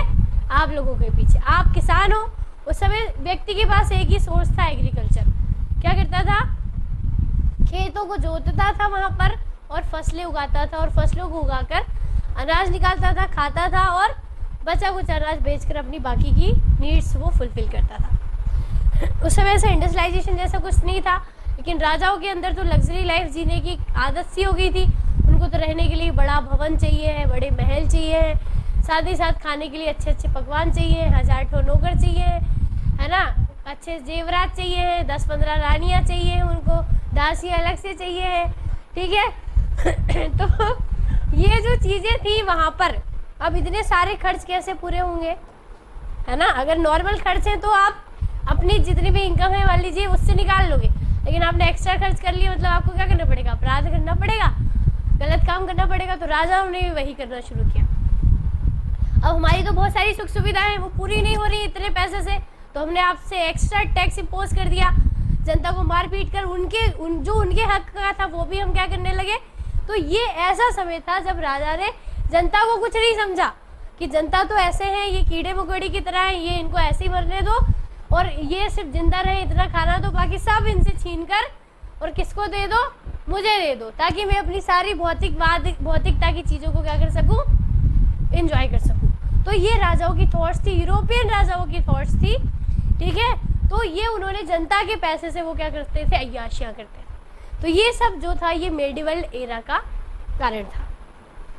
अब आप समझेंगे कि जब किसी को प्रेशराइज किया जाता है तो कितने साल तक वो होगा।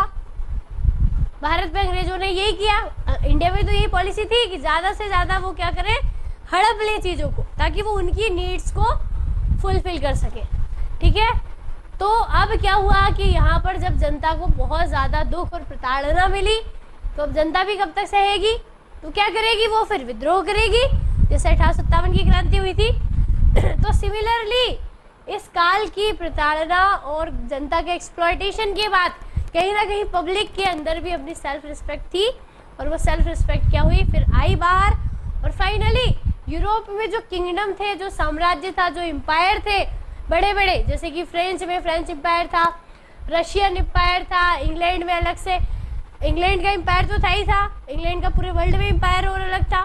तो जो एम्पायर बिल्डिंग की प्रोसेस थी, कहीं ना कहीं पब्लिक ने उसको फिर से अपोज करना शुरू किया। 1-2 लोगों ने किया, उनको दबा दिया गया, करोड़ों लोगों को मारा गया, मिसबिहेव किए गए लोगों के साथ, एंड फाइनली फिर कहीं ना कहीं ये चीज़ें जो थी वो क्या हो गई, शुरू हो गई। और इसका जो था मेडिवल इंडिया में ही फिर से एक सबसे इम्पॉर्टेंट रेवोल्यूशन हुआ, फ्रेंच रिवोल्यूशन। फ्रांस में लुई एम्पायर था। कौन सा एम्पायर था फ्रांस में? लुई 1 से लेकर लुई 14 तक राजा थे फ्रांस के।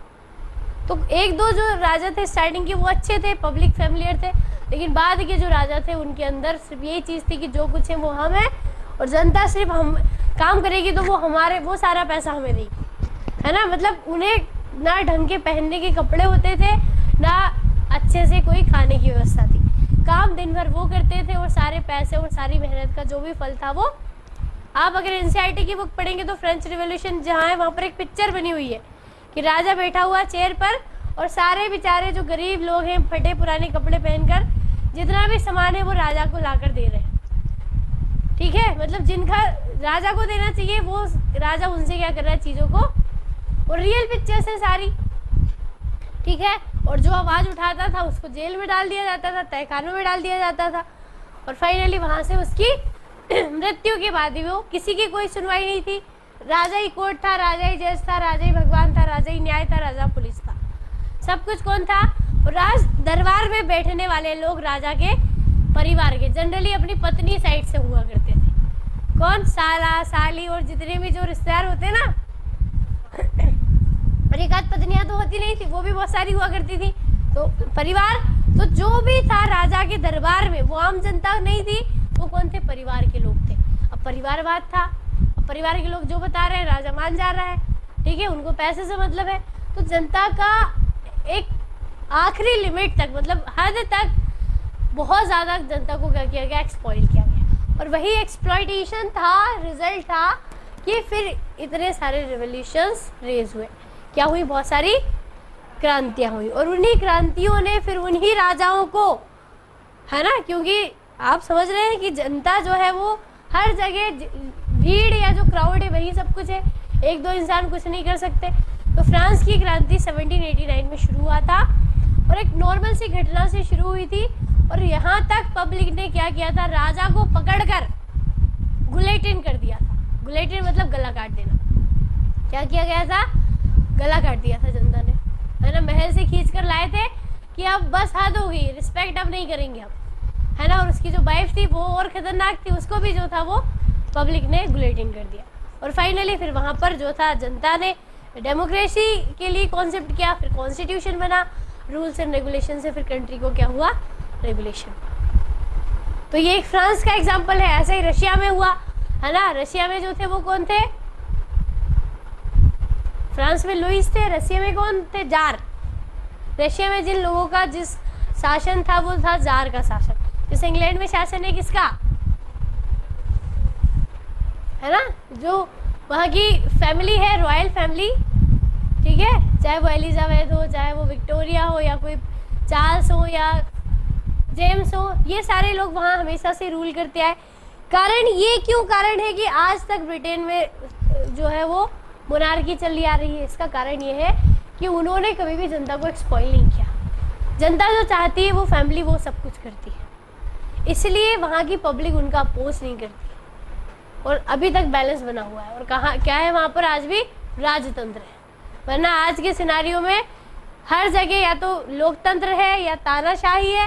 तानाशाही मतलब डरा कर हम राज करेंगे, और लोकतंत्र मतलब जनता जैसा बोलेगी हम वैसा राज करेंगे, और मोनार्की मतलब राजा या रानी जैसे बोलेगी हम वैसे राज करेंगे। तो अलग अलग देशों की गवर्नेंस का अलग अलग नेचर है। तो प्राचीन काल जो था सुख समृद्धि और अच्छे। अब आप एक चीज़ समझेंगे, जहाँ सुख समृद्धि शांत माहौल है वहाँ पर नई नई इन्वेंशंस होंगी। मान लीजिए आपको किसी तरह का कोई टेंशन नहीं है, तो आप अच्छे से पढ़ोगे, बहुत अच्छे से याद होगा आपको, हो सकता है आप नई चीज़ आविष्कार भी कर दो। और जहाँ आपको चैन ही नहीं है कि बस 2 सेकंड बाद व्हाट्सएप का मैसेज बजा, तुरंत खोले कि अरे क्या गजब का जोक है, 4 लोग को फॉरवर्ड मारो। हाँ, जब ऐसी आपके साथ टेंशन रहेंगे इतने खतरनाक वाले, तो फिर आप कैसे ध्यान लगाकर पढ़ाई कर पाओगे? कर पाएंगे क्या? या पढ़ने बैठे हैं लेकिन दिमाग में चल रहा है कुछ और कि शाम को यहाँ जाना है, ये वाली ड्रेस, ये वाली हेयर स्टाइल, और बस चलो, ठीक है। तो इतने भयंकर माहौल में आप कैसे पढ़ोगे? पढ़ पाएंगे क्या? तो ये चीज़ उस समय नहीं थी, ये चीज़ क्या नहीं थी। और इसीलिए प्राचीन भारत में, चाहे विश्व हो, चाहे भारत हो, चाहे वर्ल्ड का कोई भी देश हो, जो एंशिएंट टाइम था ह्यूमन सिविलाइजेशन से 5वीं सदी तक का, उस समय सबसे अच्छे राइटर, सबसे अच्छे साइंटिस्ट, सबसे अच्छे, मतलब जिस भी फील्ड में देखो आउटस्टैंडिंग परफॉर्मेंस करने वाले लोग हुए। और आज तक फिर वैसे कोई लोग होते ही नहीं है। कारण क्या? उनके दिमाग में 10 तरह का भूसा जो भरा रहता है, कुछ करने का अवसर ही नहीं मिलता कि हम कुछ अच्छा नया इन्वेंशन करें।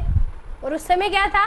शांत माहौल था, शोरगुल नहीं था, आविष्कार नहीं थे। क्या करेगा व्यक्ति? कब तक सोएगा, कब तक घूमेगा? और कुछ था ही नहीं। वीडियो मॉल नहीं था कि चलो भैया मूवी देख लो या कुछ कर लो, कुछ भी नहीं था उसके पास एंटरटेनमेंट के लिए। तो अब वो क्या करेगा? प्रकृति थी, साफ सुथरा वातावरण था, शांति थी, है ना, खाना मिल गया थोड़ा, और कपड़े भी इतने नहीं थे कि बढ़िया स्टाइल के पहन लो, सेल्फी भी नहीं खींच पाता था उस समय कुछ भी नहीं कर पाता था वो। तो मतलब वो क्या था? Full time free. और फुल टाइम फ्री है मतलब क्या करेगा? इनोवेशंस, आइडिया उसके माइंड में आएंगे, और इसलिए वर्ल्ड को इस समय में सबसे अच्छे प्रोमिनेंट राइटर, वैज्ञानिक और जिस भी फील्ड में कहो उस फील्ड में अच्छे आइडियाज़ मिले। और आज हम उन्हीं आइडियाज़ को फॉलो कर रहे हैं, क्योंकि हमें अपने खुद के आइडिया बनाने के लिए वक्त नहीं है। ठीक है, तो यही चीज़ें थी। तो एंशिएंट इंडिया का समय, फिर मेडिवल इंडिया, एंशिएंट वर्ल्ड में देखा।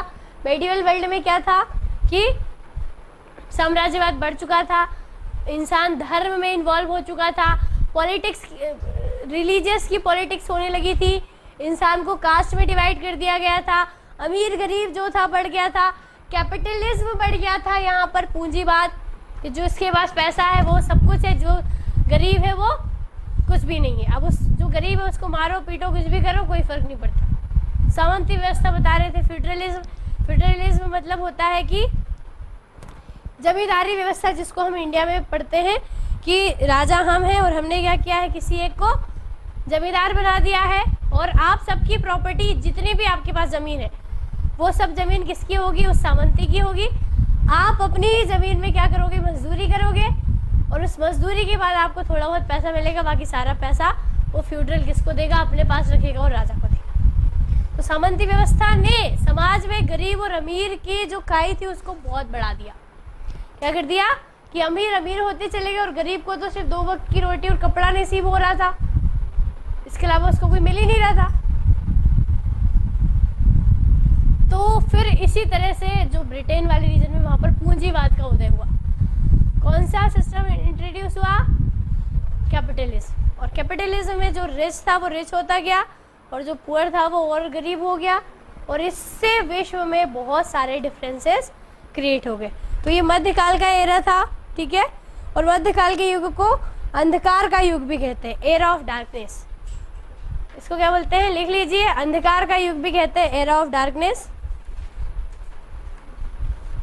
क्यों कहते हैं, क्योंकि इस समय यूरोप में सामंती प्रथा शुरू हो गई थी, because the feudal system start in Europe. Europe में सामंती प्रथा स्थापित हो गई थी। लोगों को ना बोलने के अधिकार थे, ना विचार व्यक्त करने के अधिकार थे, ठीक है। धर्म का प्रभाव अत्यधिक बढ़ गया था। ह्यूमेन, लिख लो, थोड़ा बहुत ज्ञान ले लो।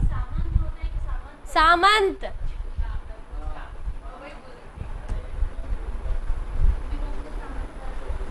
सामंतवादी व्यवस्था स्थापित हो चुकी थी। मनुष्य के जो मूल अधिकार थे वो अवरुद्ध हो गए थे। Fundamental rights of human influence, मनुष्य के मौलिक अधिकार अवरुद्ध हो गए थे। मनुष्य के जीवन पर धर्म का अत्यधिक प्रभाव स्थापित हो गया था। Human life largely influenced by the religion. मध्यकाल में क्या हुआ था वो लिखा रहे हैं, मनुष्य के जीवन पर धर्म का अत्यधिक प्रभाव स्थापित हो गया था।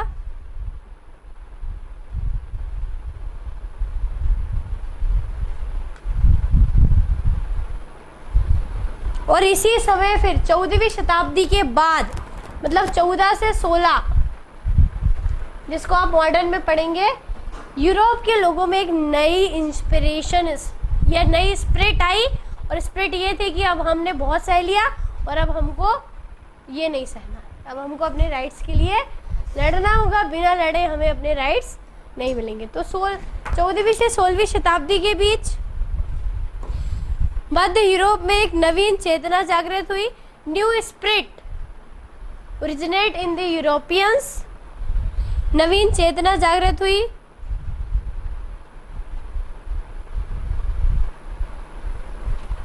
And this is influence renaissance.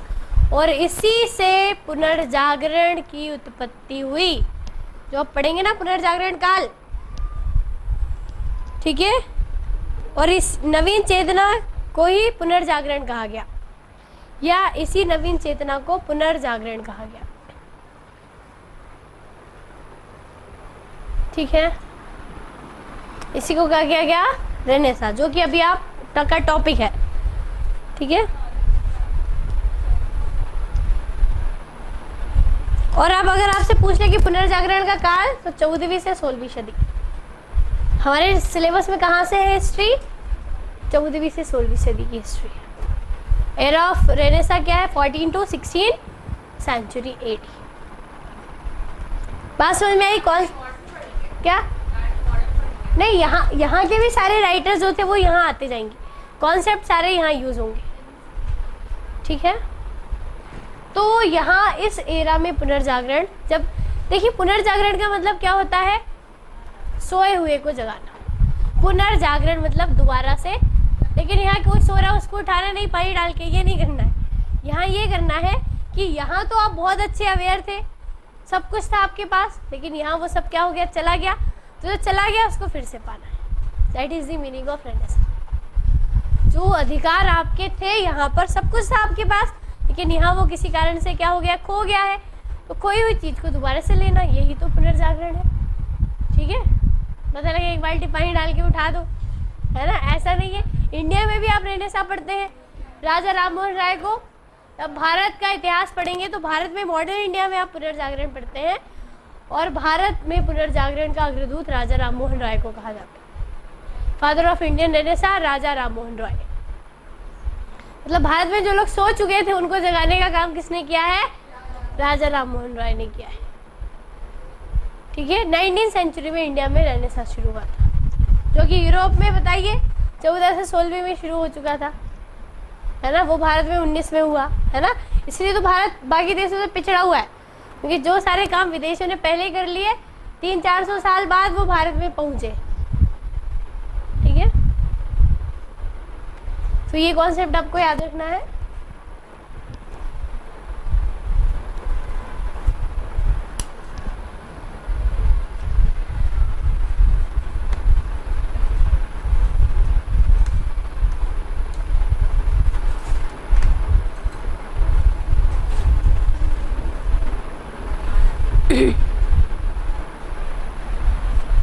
लिखेंगे फिर next point.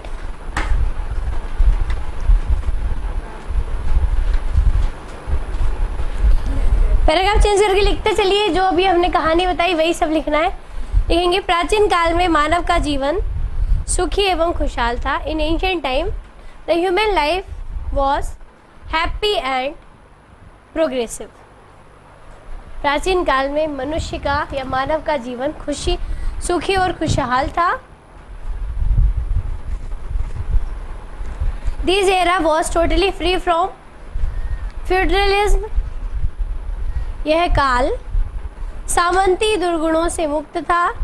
This era was totally free from feudalism. यह काल सामंती दुर्गुणों से मुक्त था तथा मनुष्य पर धर्म का प्रभाव भी कम था। And the influence of human on तथा मनुष्य पर धर्म का प्रभाव भी कम था।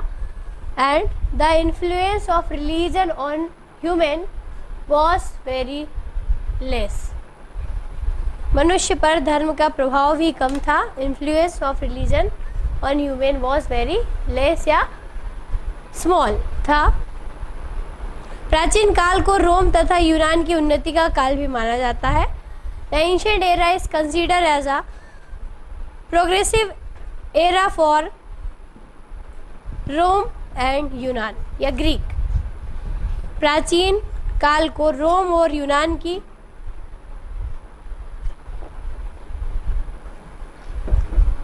उन्नति का काल भी माना जाता है। Consider as a era of progressive, era of progress for Rome and Greek, bracket में यूनान। इसी काल में सुकरात, अरस्तु ऑल्सो इन एंशिएंट एरा, इसी काल में सुकरात also in ancient era is known for the origin of Socrates, Aristotle, सुकरात, अरस्तु, पाइथागोरस या प्लेटो, प्लेटो एंड पाइथागोरस जैसे विद्वान हुए हैं। प्लेटो एंड पाइथागोरस जैसे विद्वान हुए हैं। क्या लिखा है इंग्लिश में? Socrates, Aristotle, Plato and Pythagoras, etc. experts. But in the medieval era, परंतु मध्यकाल में रोमन साम्राज्य का विभाजन हुआ. But in the medieval era, the Roman Empire is divided. Roman साम्राज्य का विभाजन हुआ. The Roman Empire is divided into Eastern and Western Empire. Roman साम्राज्य का विभाजन पूर्वी एवं पश्चिम में हो गया. पूर्वी एवं पश्चिमी साम्राज्य में हो गया. पूर्वी साम्राज्य की राजधानी कस्तूतुनिया थी. The capital of eastern Roman empire was कस्तूतुनिया. पूर्वी रोमन साम्राज्य की राजधानी कस्तूतुनिया थी.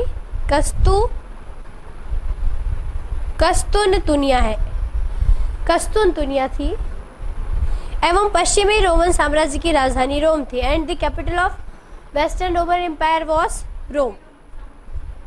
कस्तूनतुनिया थी तथा पश्चिमी रोमन साम्राज्य की राजधानी रोम थी. And the capital of the western Roman empire was Rome, जो कि आज इटली की राजधानी है. किसकी राजधानी है? इटली की राजधानी है. ठीक है, पैराग्राफ चेंज करके लिखेंगे.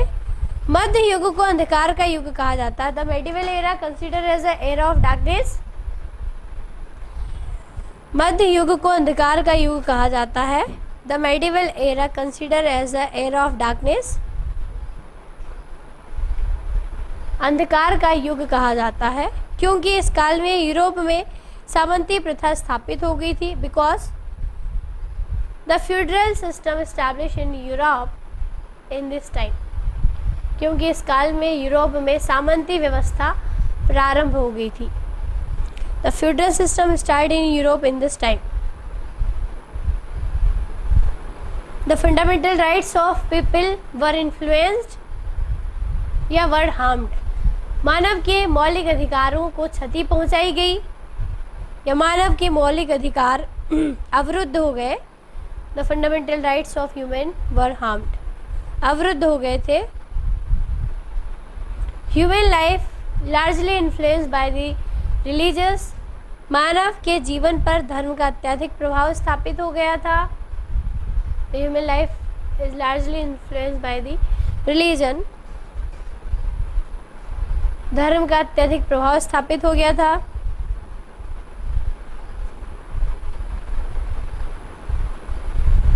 Resultant the luxury life give the more importance या resultant more importance given to the luxury life. परिणाम स्वरूप लौकिक जीवन की बजाय परलौकिक जीवन को अत्यधिक महत्व दिया जाने लगा. रिजल्टेड मोर, क्या लिखा था इंग्लिश में? हाँ, परलौकिक जीवन को अत्यधिक महत्व दिया जाने लगा. मतलब कि जो लौकिक है, जो नॉर्मल सी लाइफ है, वो कुछ नहीं, अब तो क्या करेंगे, अच्छी खासी. और जनरली ये जो परलौकिक जीवन था, एक लोक होता है, एक परलोक होता है. लोक मतलब जहाँ हम रह रहे हैं, परलोक मतलब जिसके बारे में हम कल्पना करते हैं. हम देखा किसी ने नहीं है. स्वर्ग की कल्पना करते हैं. स्वर्ग क्या है? परलोक है. आपने देखा होगा ना इस लोक में क्या परलोक. परलोक मतलब वो जगह जिसके बारे में हम सिर्फ कल्पना कर सकते हैं, जिसके बारे में देखा नहीं है. ठीक है, और कहावत सुनी होगी है ना, स्वर्ग में जाने के लिए भी मरना पड़ता है ना. मतलब बिना मरे स्वर्ग नहीं मिलता. तो इसलिए जीवन में कुछ ना कुछ पाने के लिए कुछ करना जरूर पड़ेगा, है ना. तो ये जो लौकिक लाइफ थी जिसमें आप आज है, परलौकिक है जिसकी आप कभी कल्पना करते होंगे कुछ बन जाएंगे तो ऐसा वैसा, है ना, सब करते हैं, है ना. तो फाइनली क्या हुआ, इन लोग के लिए परलोक क्या था? इनको नए नए ख्वाब दिखाए जा रहे थे. क्या दिखाए जा रहे थे? कि हर दिन नई इन्वेंशंस हो रही थी और ये चाहते थे कि दुनिया की सारी जो खुशियाँ हैं, जैसे कि फ़ैन है, लाइट है, इन सब चीज़ों के बारे में उस समय बहुत ही कम या इन्वेंशंस, बहुत सी चीज़ों की इन्वेंशन नहीं हुई थी, एरोप्लेन नहीं इन्वेंट हुए थे, तो उन लोगों को ये सब था उनकी कल्पना में कि हम भी एक दिन जो है इस तरह के आविष्कार करके उड़ेंगे, या इस दुनिया के जितने भी सुख हैं, एक परलोक था। तो ऐसा बोलते हैं कि अगर आप अच्छे कर्म करोगे तो आप स्वर्ग मिलेगा, और स्वर्ग एक अच्छी कल्पना है। तो ये लोग बोलते थे, मतलब यूरोप के लोग, कि हमें मरने के बाद स्वर्ग में नहीं जाना, हमें जीते जी स्वर्ग में रहना है। और जीते जी स्वर्ग में कब रहेंगे? जब हमें जो सुविधाएं चाहिए वो सारी हमें मिले। तो ये बोलते थे कि हमको वो स्वर्ग नहीं चाहिए, हमको क्या चाहिए? इसी धरती पर स्वर्ग चाहिए, और इसी जन्म में हमें स्वर्ग भुगतना है ना। मरने के बाद मिला नहीं मिला क्या गारंटी है? तो इसीलिए उन्होंने भौतिकता की ओर ध्यान दिया, मतलब कि ज़िंदगी को जीने के लिए जितनी सारी सुविधाएं हों वो सब हमें क्या हो जाए, ऐसी उनकी क्या थी? इमेजिनेशन थी। और डेफिनेटली उन्होंने उस इमेजिनेशन को 18th सेंचुरी में जब इंडस्ट्रियल रिवोल्यूशन हुआ तो कंप्लीट किया, औद्योगिक क्रांति के द्वारा, है ना। विश्व में हजारों करोड़ों आविष्कार में 99.9% आविष्कार यूरोप के होते हैं। कहाँ के होते हैं? कोई भी आप ज्योग्राफी पढ़ लो, हिस्ट्री पढ़ लो, साइंस पढ़ लो, हमेशा यूरोपियन साइंटिस्ट आते हैं। न्यूटन होगा आपका, आइंस्टीन होंगे, जितने भी साइंटिस्ट आप पढ़ते हैं, एल्वा एडिसन, और जो भी पढ़ लो आप, है ना। फिलोसफर पढ़ लीजिए आप, राइटर पढ़ लीजिए, सब कौन मैक्सिमम क्या है? यूरोपियंस। वो यही चाहते थे कि हमें ज़िंदगी के सारे सुख इसी जीवन में भुगत के जाना है, और इसीलिए उन्होंने क्या किया? वर्ल्ड में अपना साम्राज्य विस्तार किया। ठीक है, तो क्या लिख रहे थे कि क्या पॉइंट था लास्ट? पारलौकिक जीवन को अधिक महत्व दिया गया। आगे फर्दर 14 से 16 सेंचुरी, 14वीं से 16वीं शताब्दी के मध्य, further between the 14 to 16 century in the middle Europe, मध्य यूरोप में एक नवीन चेतना जागृत हुई। In mid Europe a new spirit were originate, मध्य यूरोप में एक नवीन चेतना जागृत हुई।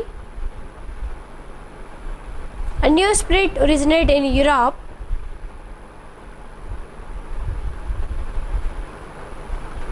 जिसने मनुष्य को आधुनिकता की ओर प्रेरित किया।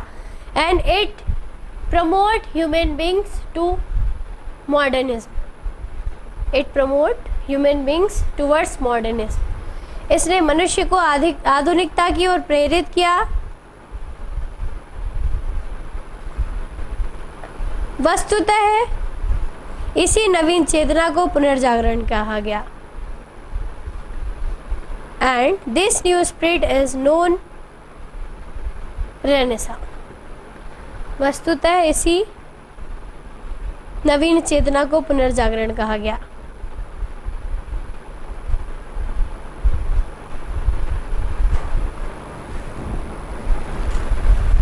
ये तो जनरली हमने आपको इंट्रोडक्शन बताया एंशिएंट, मेडिवल और मॉडर्न का। ठीक है, अब हमारा सिलेबस है पुनर्जागरण, तो बस उसी को उठाएंगे फिर।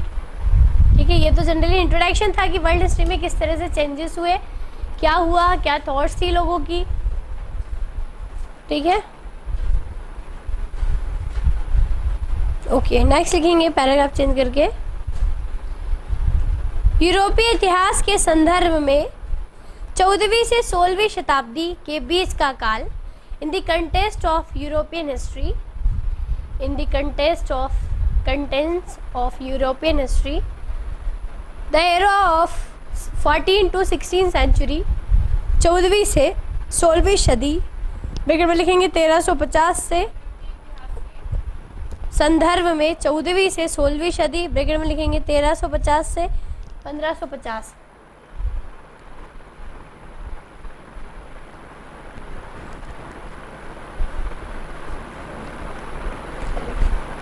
से 1550, 1315 to 1515। 14वीं से 16वीं सदी, ब्रैकेट में लिखेंगे 1350 से 1550 के बीच का काल पुनर्जागरण काल के नाम से जाना जाता है। In the context of European history, the era of the 14 to 16 century, bracket में 1315 to 1550 is known as era of renaissance era of renaissance के बीच का काल पुनर्जागरण काल के नाम से जाना जाता है, जिसका आरंभ इटली से हुआ। It is originate from Italy, जिसका आरंभ इटली से हुआ, originate from Italy,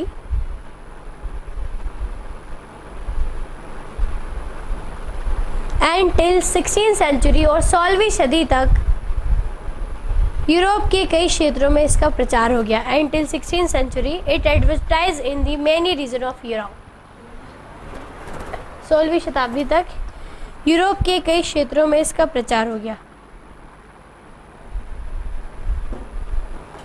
16th century it advertised in the many regions of Europe.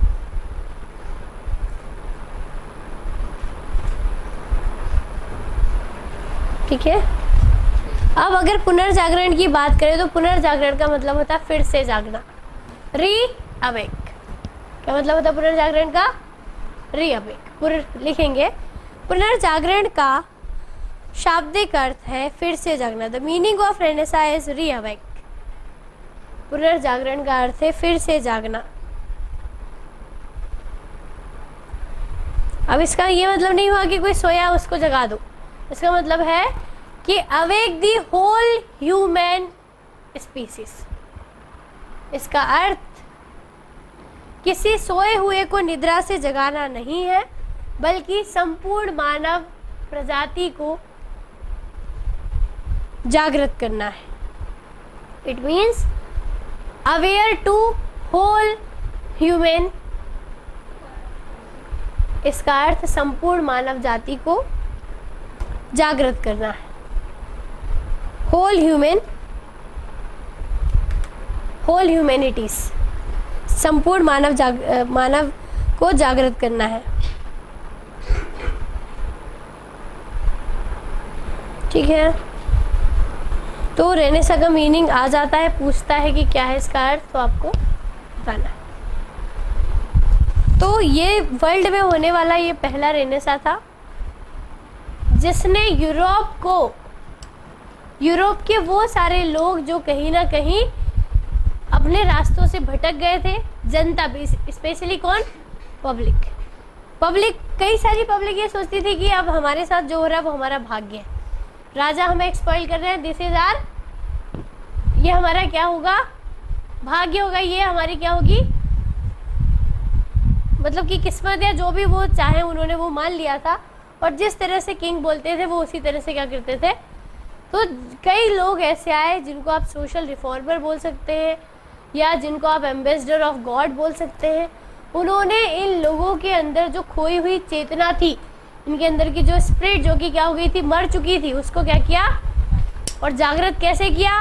अपनी राइटिंग स्किल से बहुत अच्छे अच्छे उन्होंने लेख लिखे, जिसको पढ़ के इंसान के अंदर क्या आ जाए, मोटिवेशन आ जाए। जैसे कि आप देखते होंगे कि भारत में जब आज़ाद हुआ था तो हमारे जो लेखक थे उन्होंने एक बहुत ही महत्वपूर्ण भूमिका निभाई थी। पुष्प की अभिलाषा माखनलाल चतुर्वेदी की जो रचना है उसको पढ़ के कितने सारे लोग जो थे देश की आज़ादी के लिए जुड़ गए। भगत सिंह, सुखदेव, राजगुरु, इनके द्वारा लिखी गई और बोली गई बात को लेकर लोग दिल पे ले लेते थे और पहुंच जाते थे तलवार उठाकर। छोटे बच्चे हो या कोई बुजुर्ग हो, उसके मन में भी वो इतनी सारी कैपेसिटी आती थी कि अब तो बस अंग्रेजों को नहीं छोड़ेंगे। तो लोगों के अंदर ये जो मोटिवेशनल थॉट्स है ये किसने दिया? तो पुनर्जागरण के दौरान जो लीडर्स आए उन्होंने क्या किया, अच्छे से लिखा, अच्छे से बोला, लोगों तक अपने मैसेजेस पहुंचाए, लोगों को ये इस बारे में उनको एहसास कराया कि आप जो है वो आप कुछ भी कर सकते हैं और कोई आपके अधिकारों को छीने ऐसा किसी को कोई राइट, जो राइट आपको नेचर ने दिए है, प्रकृति ने दिए है ना, हमें स्वतंत्रता से जीने का अधिकार, खुली हवा में सांस लेने का अधिकार, कमाने का अधिकार, जितना कमा रहे हैं उतना खर्च करने का अधिकार, कोई रोकता है क्या? ये अधिकार हमको किसने दिए? ईश्वर ने दे के भेजे। तो जो राइट उन्होंने यही दिलाया याद उनको कि जो अधिकार आपको गॉड ने दिए हैं वो कोई इंसान कैसे छीन सकता है। तो आपको अपने अधिकारों को पाने के लिए क्या करना पड़ेगा?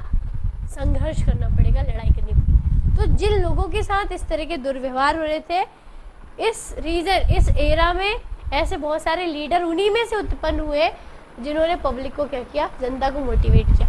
और वही मोटिवेशन उनको यहाँ तक ले गया कि राजा को पकड़कर मारने में भी वो लोग बिल्कुल नहीं, जो लोग आज तक राजा को अपना भगवान मानते थे आज वो उसको कुछ नहीं समझ रहे। ठीक है, तो ये चीज़ें पुनर्जागरण का ही रिजल्ट थी कि जो लोग सो गए थे, जिनकी चेतनाएं खत्म हो चुकी थी, जिनको अपने आप से कोई होप नहीं थी, वो लोग भी क्या हुई इस एरा में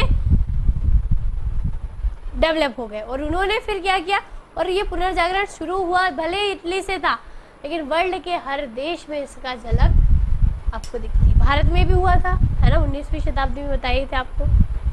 तो इन्होंने क्या किया कि ह्यूमन बीइंग्स की चेतना को जागृत किया कि आपकी भी कुछ सेल्फ रिस्पेक्ट है। कब तक आप राजाओं की लात और जूते खाते रहोगे, है ना, कमाते आप हो, मेहनत आप करते हो, और 2 रोटी के लिए भी आप उन पर डिपेंड हो, आप खुद अपना कब करोगे। तो ह्यूमन के अंदर ये सारी स्पिरिट जिसने लेकर आई वो एरा यही था। और इस समय बहुत सारे पुनर्जागरण का जो अग्रदूत है वो इटली में दांते को कहा जाता है। इसको कहा जाता है फादर ऑफ रेनेसां। तो ये पॉइंट भी लिख सकते हैं। ठीक है, तो यहाँ कोई डाउट हो पूछ लीजिए। इसके अलावा बहुत सारे कारण हैं पुनर्जागरण के। कारण क्या क्या थे, क्या कारण था कि पुनर्जागरण आया, तो बता ही रहे हैं कि पब्लिक का जो है शोषण किया जा रहा है, धर्म पर बल दिया जा रहा है, जनता को इकोनॉमिकल हार्म किया जा रहा है, मेंटली मौलिक अधिकारों को हार्म किया जा रहा है, मेंटली टॉर्चर किया जा रहा है, उनको आज़ादी नहीं दी जा रही, उनको बोलने नहीं दिया जा रहा है। ये सब कारण थे कि इसकी वजह से क्या हुआ पुनर्जागरण का। जो पुनर्जागरण के कारण क्या थे, फिर पुनर्जागरण की विशेषताएं क्या थी, इम्पोर्टेंस क्या थी, और फिर फाइनली पुनर्जागरण से रिलेटेड पर्सन क्या थे, और फिर कंक्लूजन। तो दांते को कहा जाता है फादर ऑफ रेनेसां। यहाँ तक किसी को कोई डाउट हो पूछ लीजिए। है कोई डाउट? क्या होगी दांते की स्पेलिंग? DANTE होगी।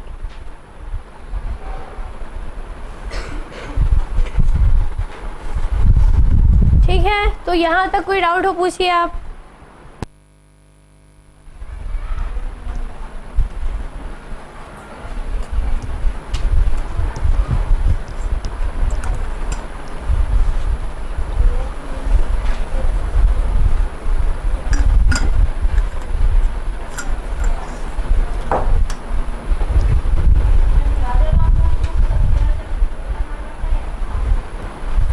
इटली में जो पुनर्जागरण हुआ था वो दांते थे, मतलब विश्व में पुनर्जागरण पूछे तो दांते, लेकिन भारत में पूछे तो राजा राम मोहन राय। राजा राम मोहन राय बहुत सारी चीज़ों के पिता थे, है ना। भारत में पुनर्जागरण के थे, भारत में राष्ट्रवाद के थे, पत्रकारिता इन्होंने शुरू की, father of journalism in India. Bharat में पत्रकारिता के जनक भी कौन है? राजा राम मोहन राय। ठीक है, सती प्रथा को इन्होंने अबॉलिश किया था। ठीक है,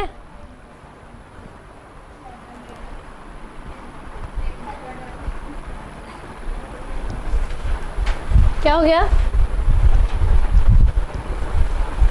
तो जिन लोगों ने वर्ल्ड ज्योग्राफी पढ़ लिया है वो खुश ना हो, उनका टेस्ट होगा एज सुन एज क्लास के बाद, कभी भी लेंगे, है ना।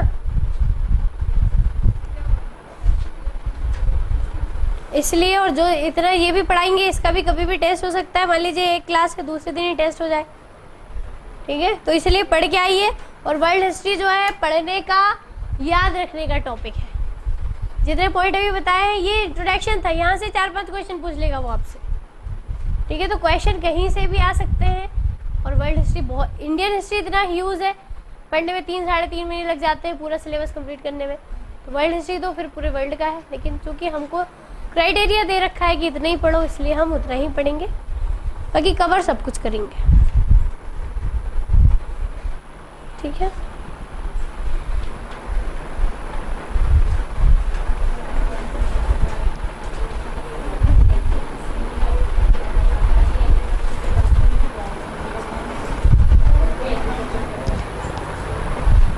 तो अब जब पुनर्जागरण टॉपिक चल रहा है तो घर से आप लोग की ड्यूटी है कि आप इसको एक बार पढ़ के आइए, ठीक है। और फिर बाकी तो हम पढ़ाई लिखवाएंगे पूरा, आपको इसको नोट्स बनवाएंगे इसके।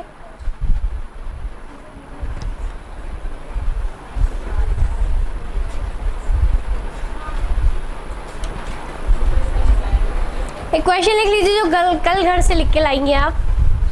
क्वेश्चन है, यूरोपीय पुनर्जागरण से क्या तात्पर्य है? What do you mean European Renaissance?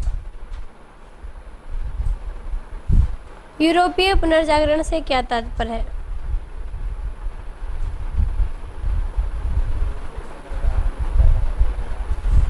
ठीक है,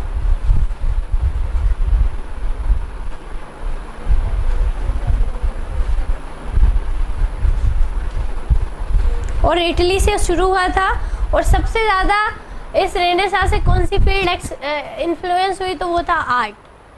सबसे ज़्यादा पुनर्जागरण किस क्षेत्र में आए?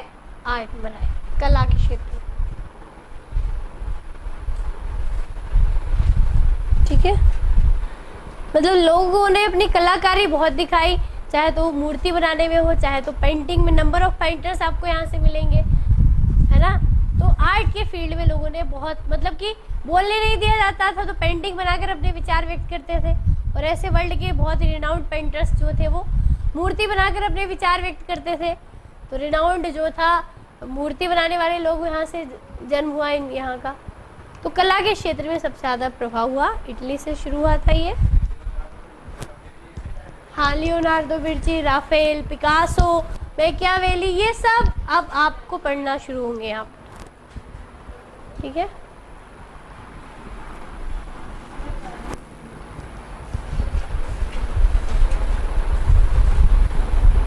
ठीक है।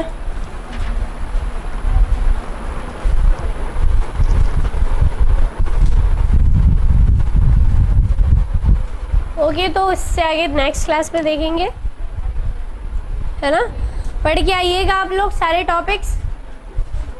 ओके, ठीक है, जा सकते हैं। Thank you.